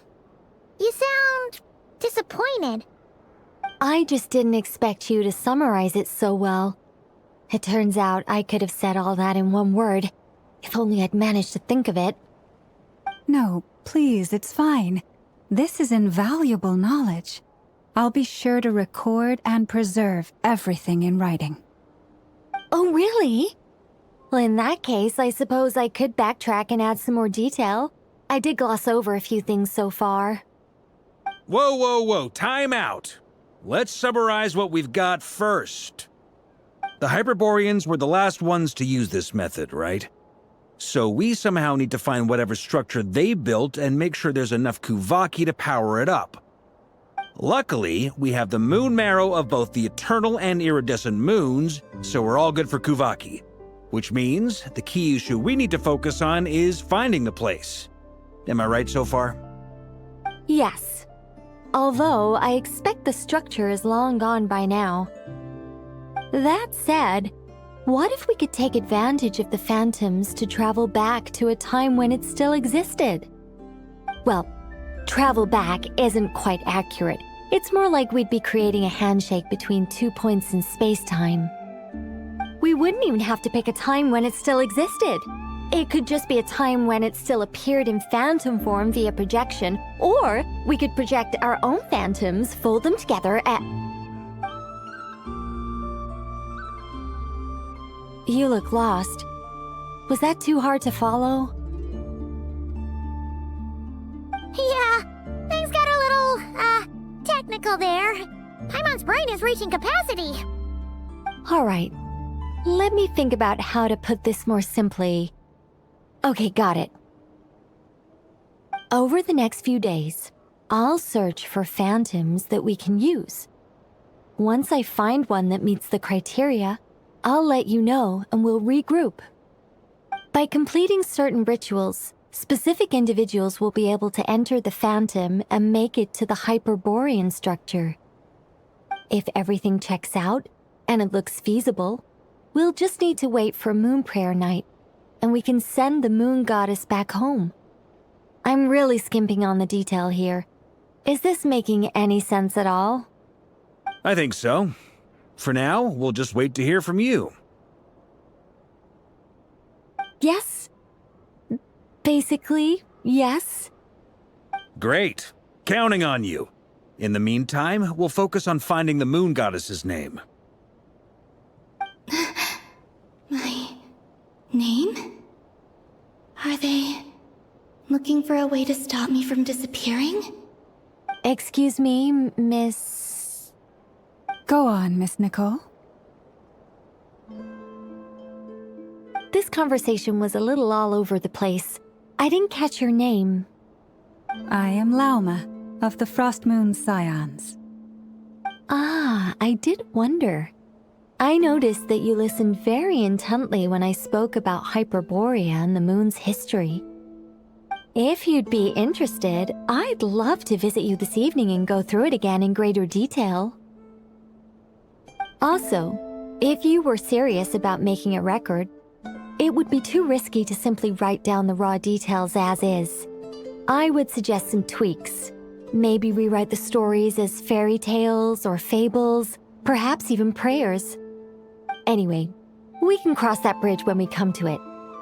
So, see you later then? Oh, and no need to prepare anything. Just a cup of tea will do.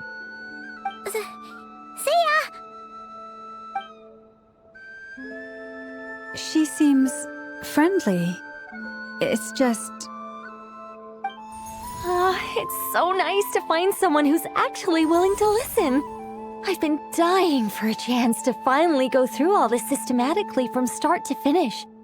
Any longer and I'd probably start forgetting it.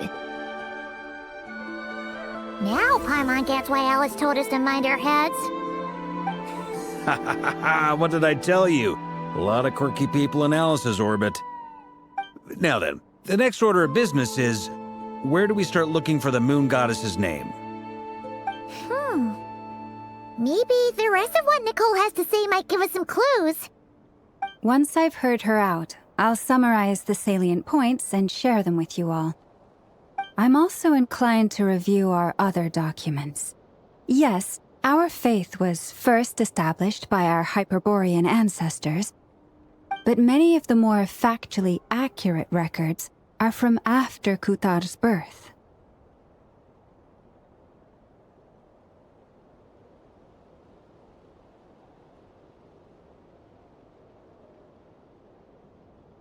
Sounds like we're gonna follow Columbina's journey through Devat, huh? In that case, we'll start by heading to the Frost Moon Enclave. Sounds like a plan. Take this with you. I'll see about getting in touch with the Fatui. It'll probably just be Arlecchino and Sandroni again. They're the only ones who would want to help. Thank you, Mr. Varka. Don't mention it. Honestly, I'm more comfortable dealing with the Fatui than prying into the details of a young lady's childhood. Catch you later. I should follow them, just in case there's some way that I can help. I took the time to organize all documents in our possession that pertain to Kutar. What you see here is the material I consider reliable. You're saying there's unreliable material too? Yes. Most of the information we have was transmitted through an oral tradition. Inevitably, some of her stories were mythologized and deified over the years through countless retellings. That's why I organized them into reliable and unreliable. There's no sense seeking answers in history unless we can ensure the veracity of the historical record. Makes sense. All right, let's take a look through.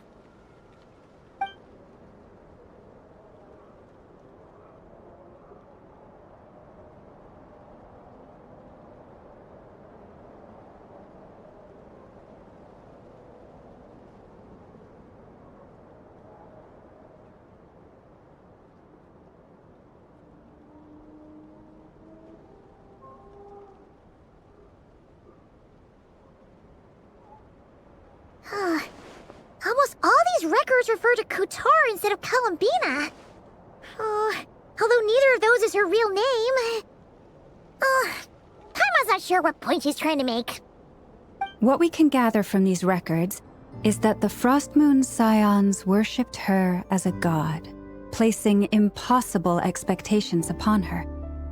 I cannot fault them for their earnest faith, but for all their devotion, worshipping her day in, day out changed nothing.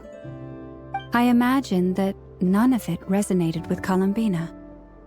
It wouldn't surprise me if, even back then, she had already begun to reject the name Kutar and everything it represented. Lama speaks the truth. When I heard them call upon Kutar with hope and expectation in their voices, they may as well have been calling upon somebody else.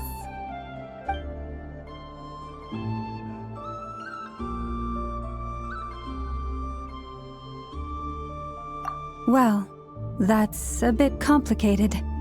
I looked at the level of detail, perceived authenticity, prose style, and how realistic their portrayal of Kutar seemed to be. Amongst the Frostmoon Scions of today, only I know of her existence, and I alone have spoken to her face to face. As such, I know that there are certain things she simply would never do. That being said, I have sensed some changes in her lately. Changes? Me? Seems like this is getting us nowhere. For what it's worth, why don't we check the unreliable sources too? Sure. Give me a moment.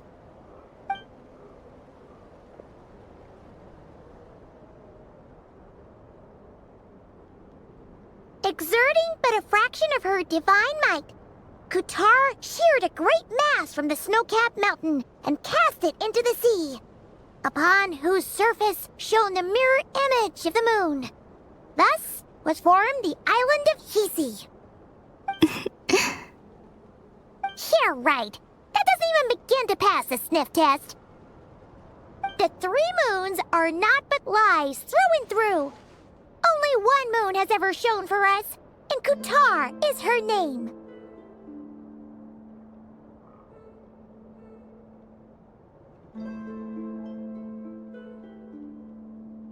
The vast majority of ancient texts are filled with fanciful tales like these. I trust you understand my criteria a little better now. Kutar did not speak, merely gazing into the distance in silence. And where her gaze landed, this was her prophecy. Clearly, whoever wrote this text never even met Kutar. Otherwise, they'd know that her eyes are always closed. What about you, Traveler? What are you reading? Come on, let Paimon see. The child wished to build a wooden nest with which to shield a fledgling bird from the cold. But being so young and lacking in strength, the child could not snap the branches from the trees. Katar was passing by. Upon seeing the child, she summoned forth a Kuhenki, who built a beautiful nest for the child. I remember that. Not knowing the meaning of Katar's divine intervention, the child dared not to respond, and thus ran home to call their parents. But Katar was gone. The Moon Chanter declared the event a miracle and took the nest as a relic, placing it on high for all to see. The child was named as one favored by the goddess, and was greatly respected amongst the people. Yet, no further miracles were bestowed, and this matter was forgotten in but a few years. Huh. Any thoughts after reading that?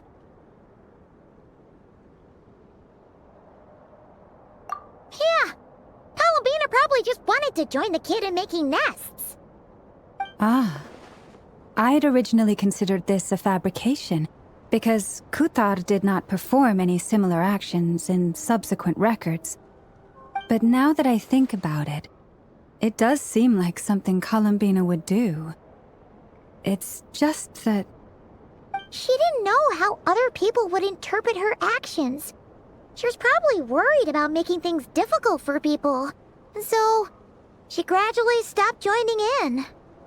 Yes. Oh, that's so sad.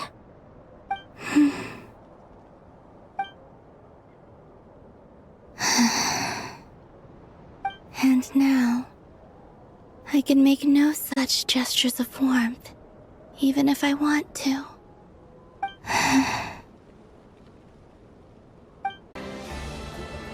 Let's see. There's Varka. Oh, and it's Durin and Albedo too. Yeah, this is pretty much the same place we bumped into each other last time. I convinced them to stick around a little longer. We were all waiting on people, so I figured having a little company would help pass the time.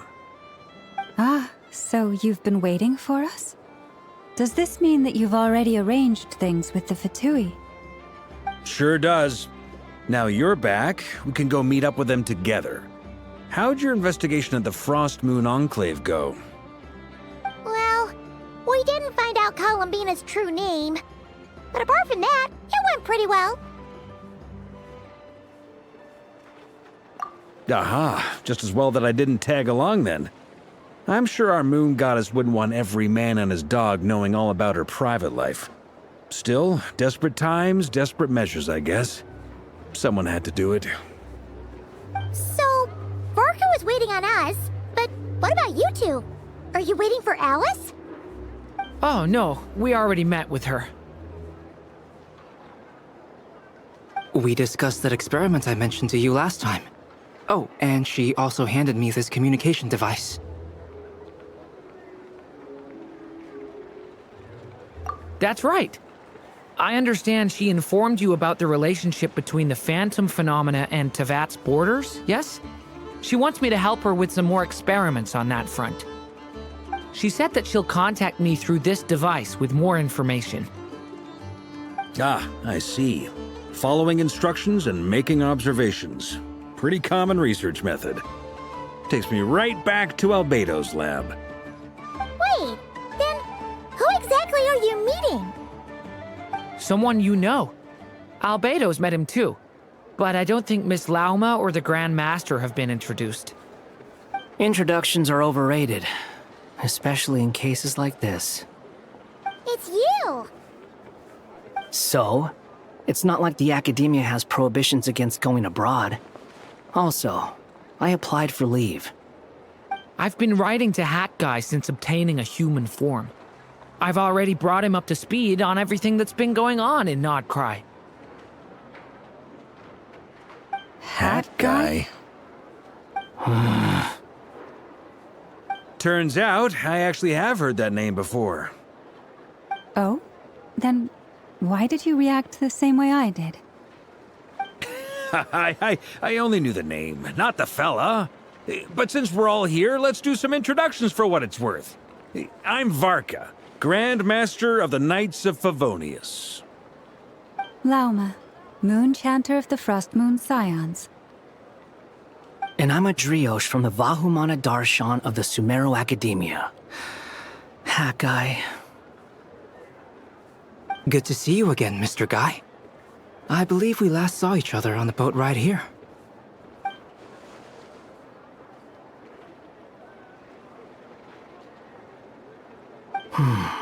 Mind you, the only reason I came here is because there's someone I want to look into. Who's that? The Doctor, also known as Dottore, second of the Fatui Harbingers.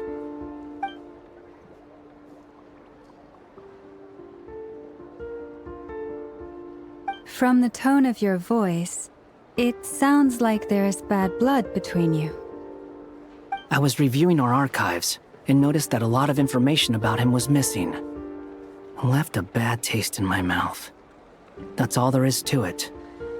Dottore, or Zondik, as he was then known, once studied at the Academia, but he got kicked out before he could graduate.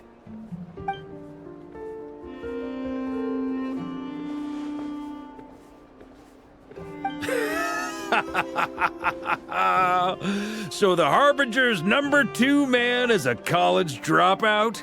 How embarrassing for them. Last we heard, he was planning something.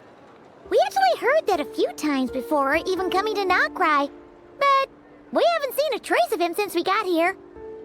He only appears when something interests him. For all we know, he might have left already. But the fact he did something here at all is worth noting. It'll fill a couple extra lines in his file.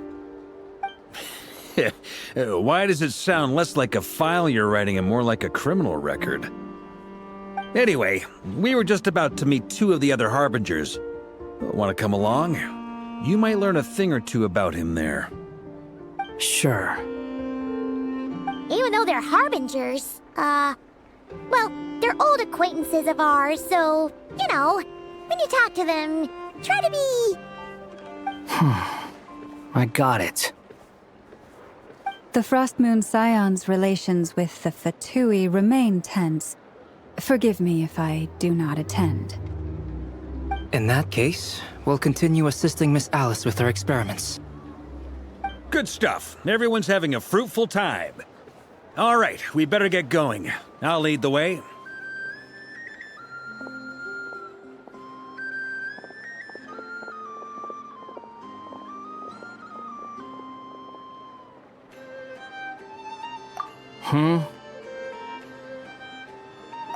Well, yeah, that's obviously part of it.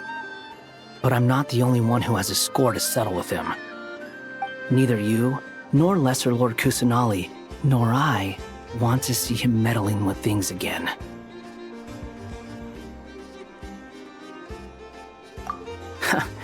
What's the hurry? Don't worry. Pigeons always know which way home is.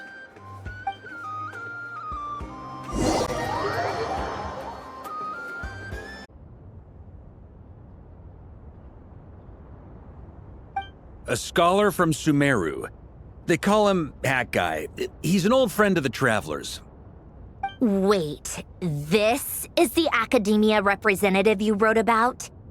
He doesn't exactly look the part.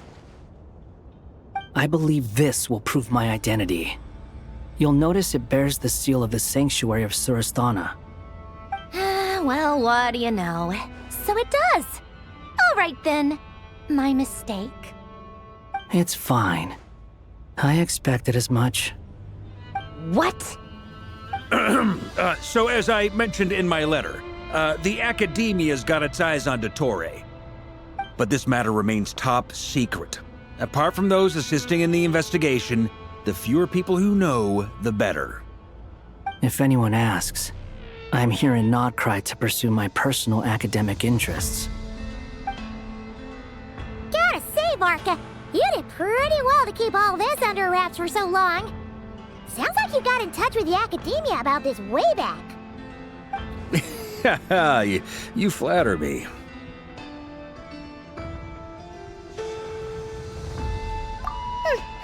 Where do I even start? Remember that time we fought Rerir at Star Sand Shoal? He sure let me have it then, didn't he? I'll bet Dottore had that all sketched out, with me as his convenient little pawn. He could not care less about us if he tried, but hey! The feeling's mutual. Does Dottore really strike you as the sort who values his relationships with his colleagues? Fair point. Definitely not. Which is why I always keep my guard up whenever he starts making suspicious moves. To that extent, our motivations align. On top of which, I consider you trustworthy people. Now, back on topic. In the wake of the Reihir of Solnari episode, Sandrone and I grew suspicious about Dottore's complete inaction during the entire affair. So we tried to find out what he'd been up to, but unfortunately to no avail. He never lets anyone in on his plans. The more he cares about something, the more secretive he gets. Indeed. Perhaps he believes that by keeping a low profile, he can avoid trouble. But that trick isn't going to work on his colleagues. Yeah, I mean, he's been researching the ancient moon's remnants, and he's been trying to get his paws on the moon marrows. Only an idiot would believe he doesn't have something more planned. With this in mind, I returned to Snezhnaya and relayed my thoughts to Her Majesty Tsaritsa, entreating her to have him recalled. That's pretty direct. Does Tsaritsa agree? Yes. I made it abundantly clear that the Fatui's business in Nodcry is almost concluded. We do not need 3 harbingers in this territory. Her Majesty concurred. Accordingly, Torre has her orders. I imagine he is continuing with experiments, which no one besides he would ever have interest in. Common sense might mean nothing to him, but he's not stupid. He knows that can come from opposing the Tsaritsa. Smarts alone won't get him all the way. He needs the resources and Rigreator's Mora, both of which the Tsaritsa can strap him by the back of the finger. But doesn't he have a track record of publicly following orders while going against them in private? He probably has a ton of a fine right now. Wouldn't put it past him. We were together on a research project once, only briefly, but it showed me that we're fundamentally different people. He has no interest in doing things methodically, stage by stage. His thoughts jump all over the place, and the moment his curiosity is satisfied, or he gets the results he wants, he disappears.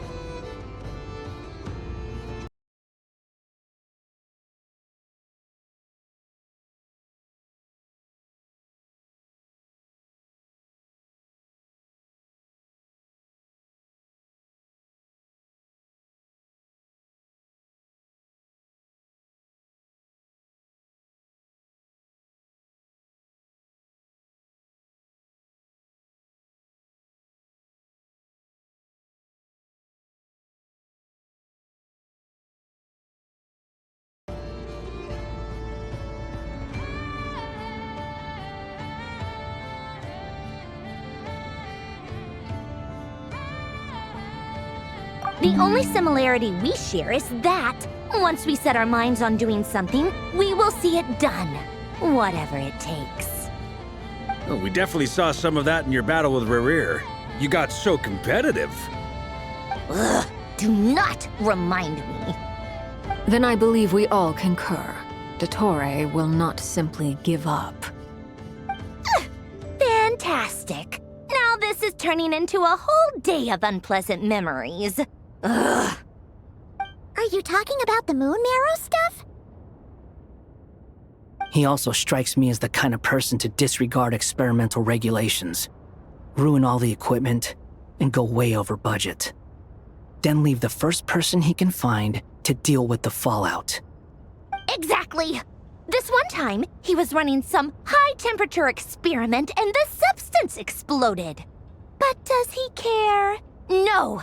He orders his subordinates to open the device so he can observe the results, which causes the gas inside to leak out. That gas was poisonous! If I hadn't been there, who knows how many people might have died. And after all that, he left, while I was still cleaning up after his mess. What a waste of time, he said. A waste of time? The nerve! He wasted my time! You've been bottling that up for a while, huh? Hat guy, I must say, you seem awfully familiar with internal affairs, especially when it comes to Dottore. Thank you, Harbingers, for providing such valuable information. I have no other questions for now, so I'll be on my way. Wait, what? You're just gonna leave? You're welcome to join if you want. Ugh. Just when I thought he'd finally know that. He makes quite the impression. I'll say, I've met tons of headstrong people, but not many of them would join me in bad-mouthing Dottore. Anyway, back to the main agenda. Barca, you said that Columbina has gone missing? Or rather, disappeared. Yeah. We're working on building a connection between her and this world. The simplest method is to find out her real name. I've actually asked her that question before, but she said she didn't know. Considering our relationship, I doubt she was lying to me.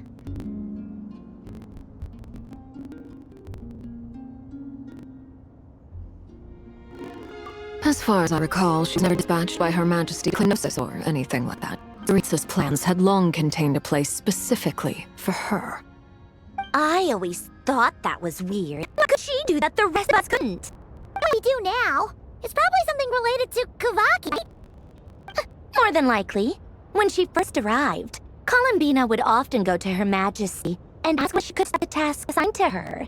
But Her Majesty always gave the same reply. The time has not yet come. So she spent her days in Snezhnaya doing basically nothing. The Sorrows had summoned a beautiful blind maiden to be a harbinger, giving her the third seat by virtue only of her enchanting voice. It was a dumb and stupid rumor, but the reality of the situation made it hard to refute. And what happened after that? I imagine she stopped caring. She no longer seemed to care why she had been recruited, and Her Majesty never gave her any missions, so she just continued to sing in the flower garden. For my part, I was busy. So busy, in fact, that watching someone be that idol had me fuming. So, I got the sense that she had long been used to a life of other people claiming she was needed when she wasn't. I just felt that having a place to stay would cost me something joy. And so I waited quietly for the day that I would have to pay the price. And on the other end of that spectrum, you had me. Someone once told me that I had the lousiest work and toughest luck. That's a good way of putting it.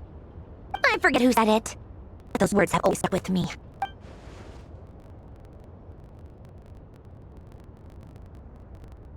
You've done your job exceptionally well all this time. Because at heart, you were a conscientious person.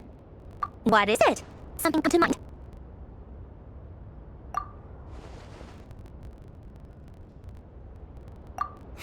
That makes sense. Nothing screams you are needed like your name shouted across town. Well, good luck with it.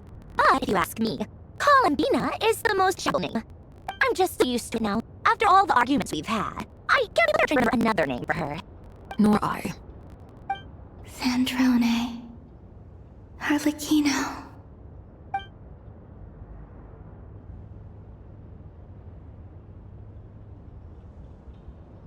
Huh! It's a Sealy! Does that mean Nicole has news for us? Ladies, I thank you for your hospitality. If chance ever comes up, I definitely owe you both a drink sometime. I'm sure it will. You can make your own way out. Heck, you've been here enough times, you probably know your way around than I do. Okay! Time to do what adventurers just follow that Sealy!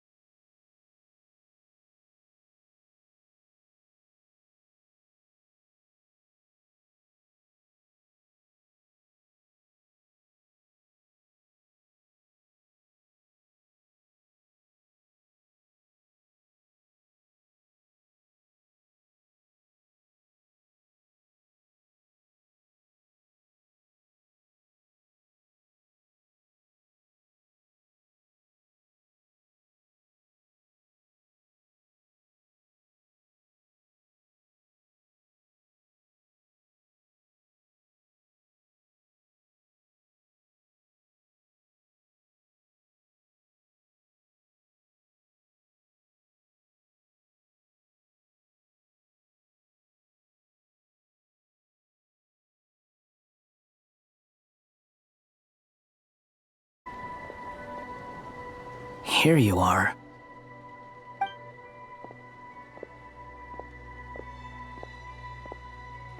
Oh, hat guy. How come you're back so soon? Did things go all right with the Fatui? Fine. Dotori's been summoned home by the Tsaritsa. Couldn't get much more than that. How about you? Any progress with the investigation? Unfortunately not. We've tried everything. Different phantoms, different locations, different points in history. But the results are the same each time. Abyssal monsters roaming the land. People crying out in despair, with no hope of being rescued. Every time I see it, I can't help but think, is this what it was like in Mondstadt when Dragonspine Durin attacked? And if I fail in the task I've been given, will I create yet another tragedy? That's just meaningless speculation. When we encountered similar phenomena previously, I tried to interfere with those illusions, using sounds and lights to guide them. However, we could not change their fates. At most, we were able to extend their existences. The events of the past are like fate that has been written into Irminsul. There isn't a living thing in Teyvat that can escape its past. But Miss Alice instructed us to try to find ways to change the outcome that these phantoms face. It's an impossible task. Can't you just refuse? Since she asked us to do this, I feel like it can't truly be impossible. Or if it is, well, mages can make the impossible possible. I could not have been born as Durin otherwise.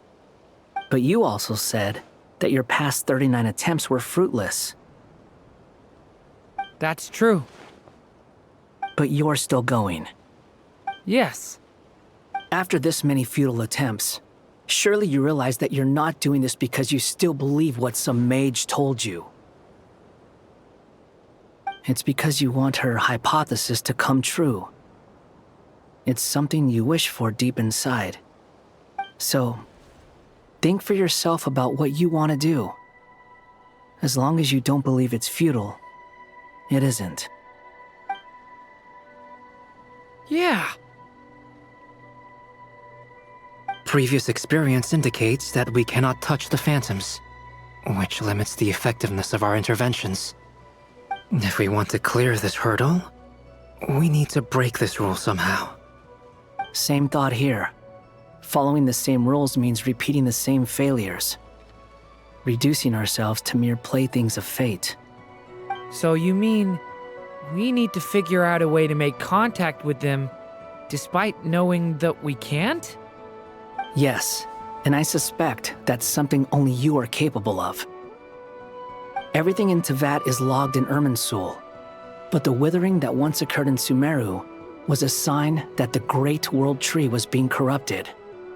This corruption allowed things that should not have existed in Teyvat to appear. This is tantamount to rewriting reality to an extent. You're saying abyssal power might be able to affect those phantoms? No one's ever tried it before. If you're gonna try it, it'll take courage. And you have to be confident that you can control it. Is anyone there? Has anyone seen my daughter? She's missing. I have to find her. I hear someone inside. Spargana? Are you in there?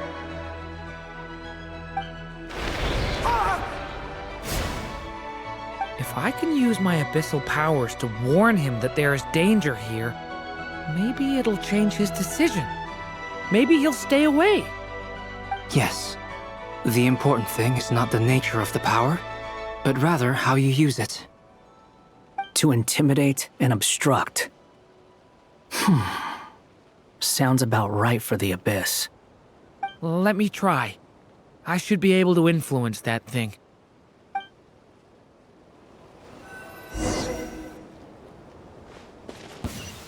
Have you seen a little girl? What?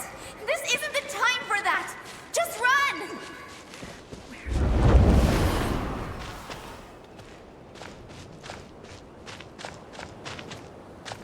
hear someone inside. Spargana? Are you in there?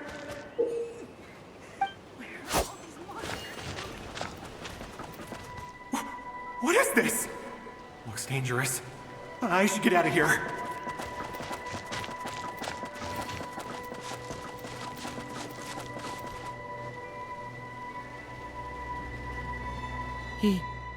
He really left.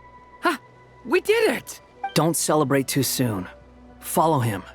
See what he does next.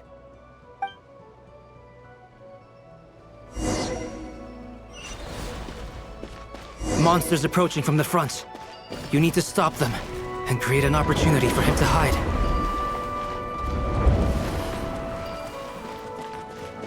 No! There's monsters ahead!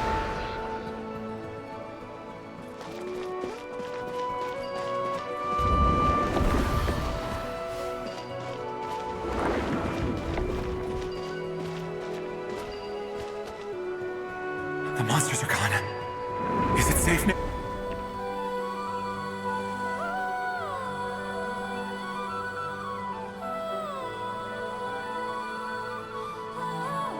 The barrier's gone too. How odd. Anyway, I guess I'll keep going. Quickly, let's keep up.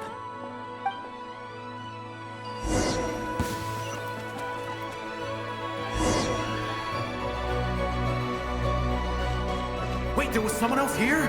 Don't go any further. We've got anti-monster traps laid out everywhere. But my daughter must just be up ahead. I have to go.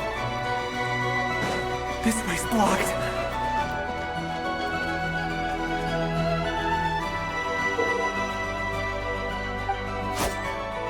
We might be able to use the explosives over there, but we need to take care not to hurt him. I'll use the barrier to keep him at a safe distance. This barrier seems to be helping me somehow. Hey, wake up! Oh, no good. Gotta keep moving ahead.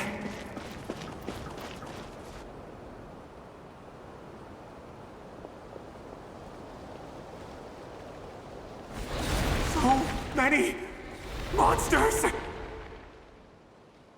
There's still a chance, Durin. Use the traps.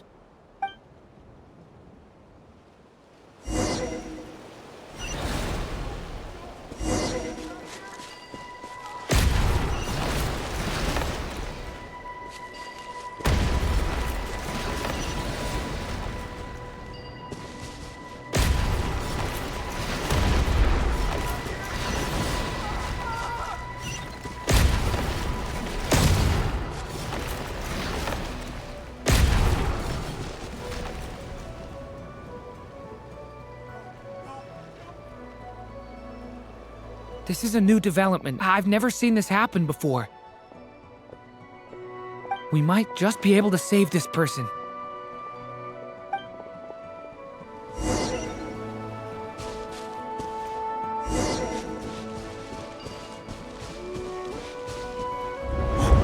Why? How will I know where Spargana's gone like this? You know what? I'll trust this strange barrier. It's gotten me this far after all.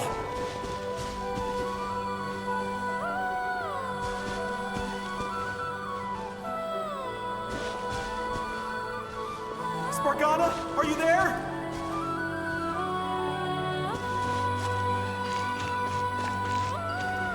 What? Hey! Let us out!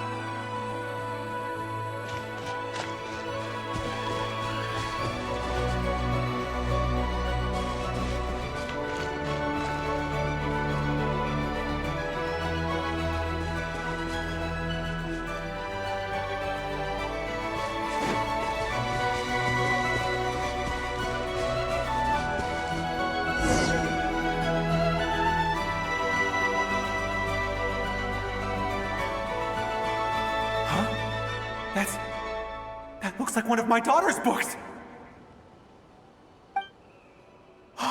Thank you. Thank you! Yes, it's one of hers for sure. That's her name on it right there. She left her backpack here. Durin, just like last time. Use the explosives.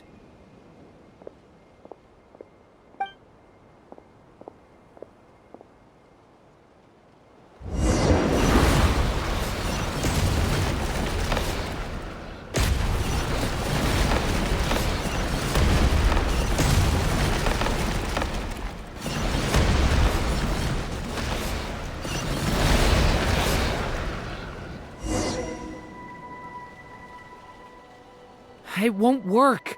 There's not enough left. If he makes it in, he'll die.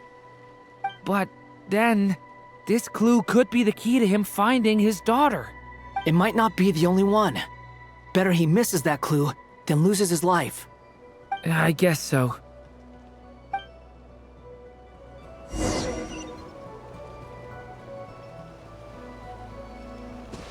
Stop him, Durin. We can't let him get any further in. That's my daughter's book! She's passed this way! Why? Why won't you let me go in? I've searched and searched and searched just for this!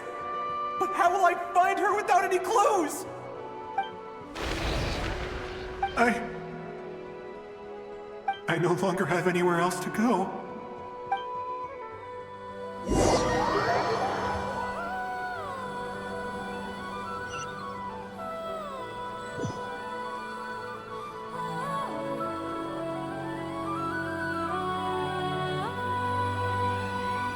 I'm sorry.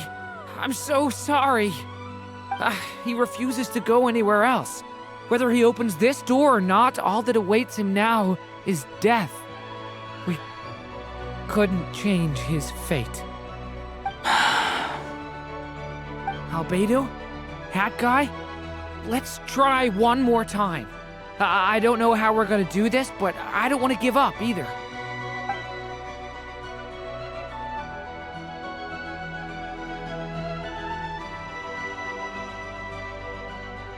Why am I here?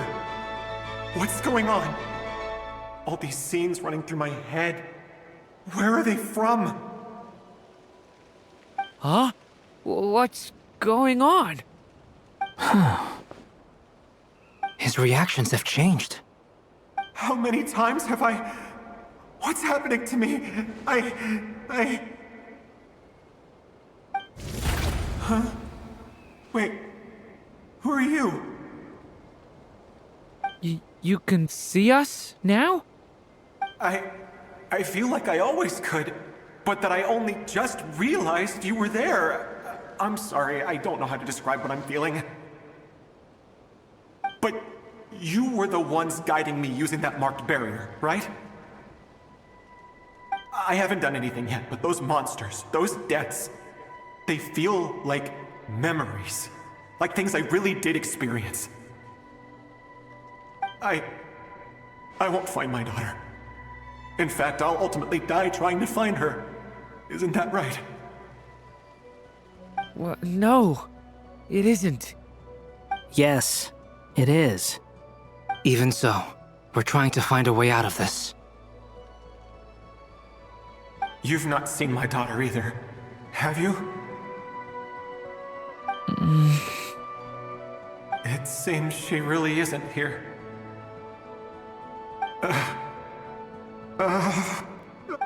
I'm sorry. I'm just...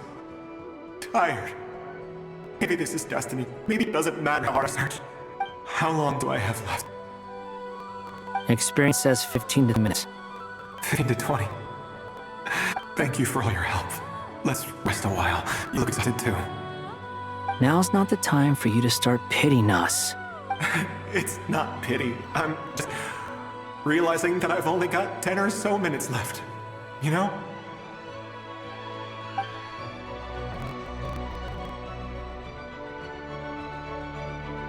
You say you're from Mondstadt, yes? A place with windmills, where people enjoy limitless freedom? And you're from Sumeru, where they've built an academy into a giant tree? Yes. It seems you've never heard of either place. Those names are unknown to me, I'm afraid. Yes. Have you heard of Hyperborea?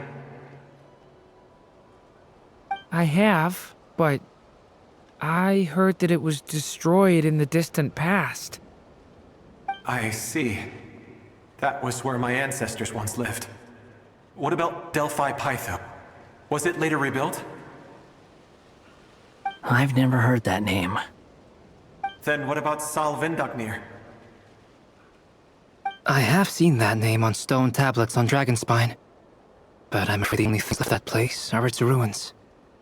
I see. Sure enough, there was no way to turn this around, huh? I'm sorry. I was the one who asked to chat, but it seems like we're too many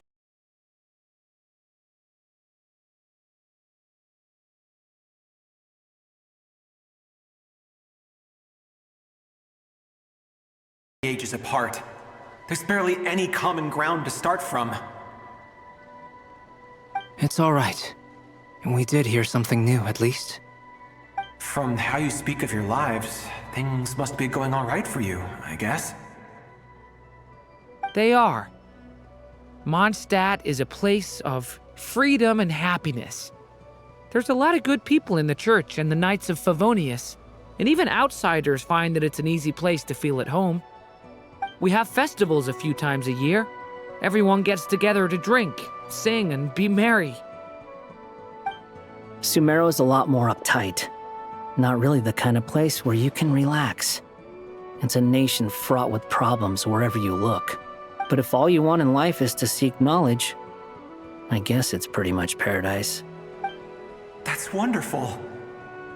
In other words, after this all-devouring black tide passed, humanity did not merely avoid extinction, but rose to build prosperous civilizations anew. I mean, I can see you all right now. That must mean the future isn't a total mess, right? That's true. Well, time's almost up. Let's part ways, I think. Might be best if you don't waste too much time on me. The chances are slim, I know, but I'd like to spend these last few minutes looking for Spargana. If things work out, I'd love to tell her about what I've heard. May we meet again. Well, or not, most probably. In that case, may your wishes come true.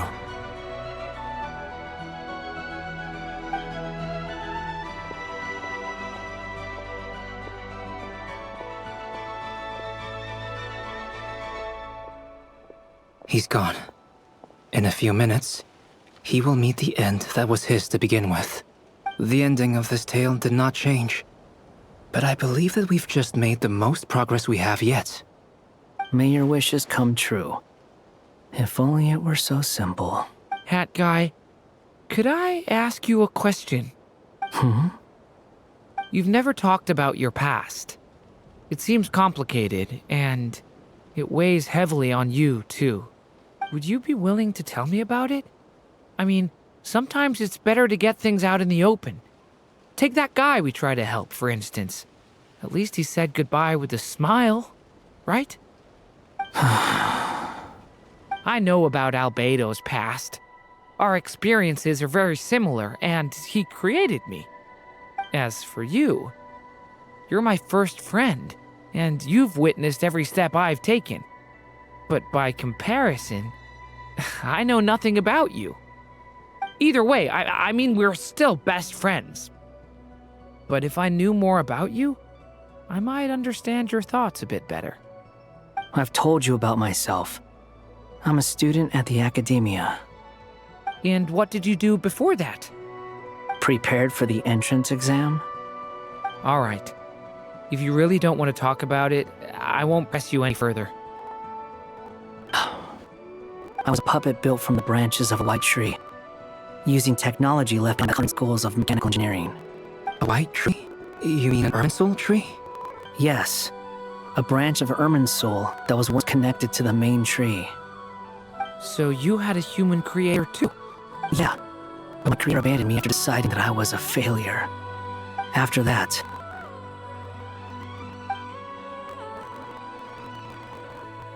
Durin, resisting the influence of the Abyss, suppressing the urge to destroy, trying to be right thing. None of these things are easy. But no matter how hard they are, trying to be right past wrongs is far harder. You asked me if you would create a new tragedy if you failed. I told you there's no point speculating about that. But the real answer is, yes, you absolutely will. That guy. But at least you've got people here to help steer you away from the wrong path. So, just keep aiming towards the light. I will. I promise. Alright, break time's over. Hello? Durin speaking. Hello, it's me! I'm detecting some unmistakable fluctuations here at the border. The amplitude isn't particularly high, but they're completely different signals from the ones before, and the scale is comparable to those I detected previously. Alice, we were unable to save that person. However, he appears to have retained a portion of the memories gained with that cycle, and was able to hold a conversation with us. I see. Well, that is rather odd indeed. It definitely merits it. Could I tell you to keep trying the same approach? I need to gather some more data. Counting on you. Should probably have a come and check this out as well.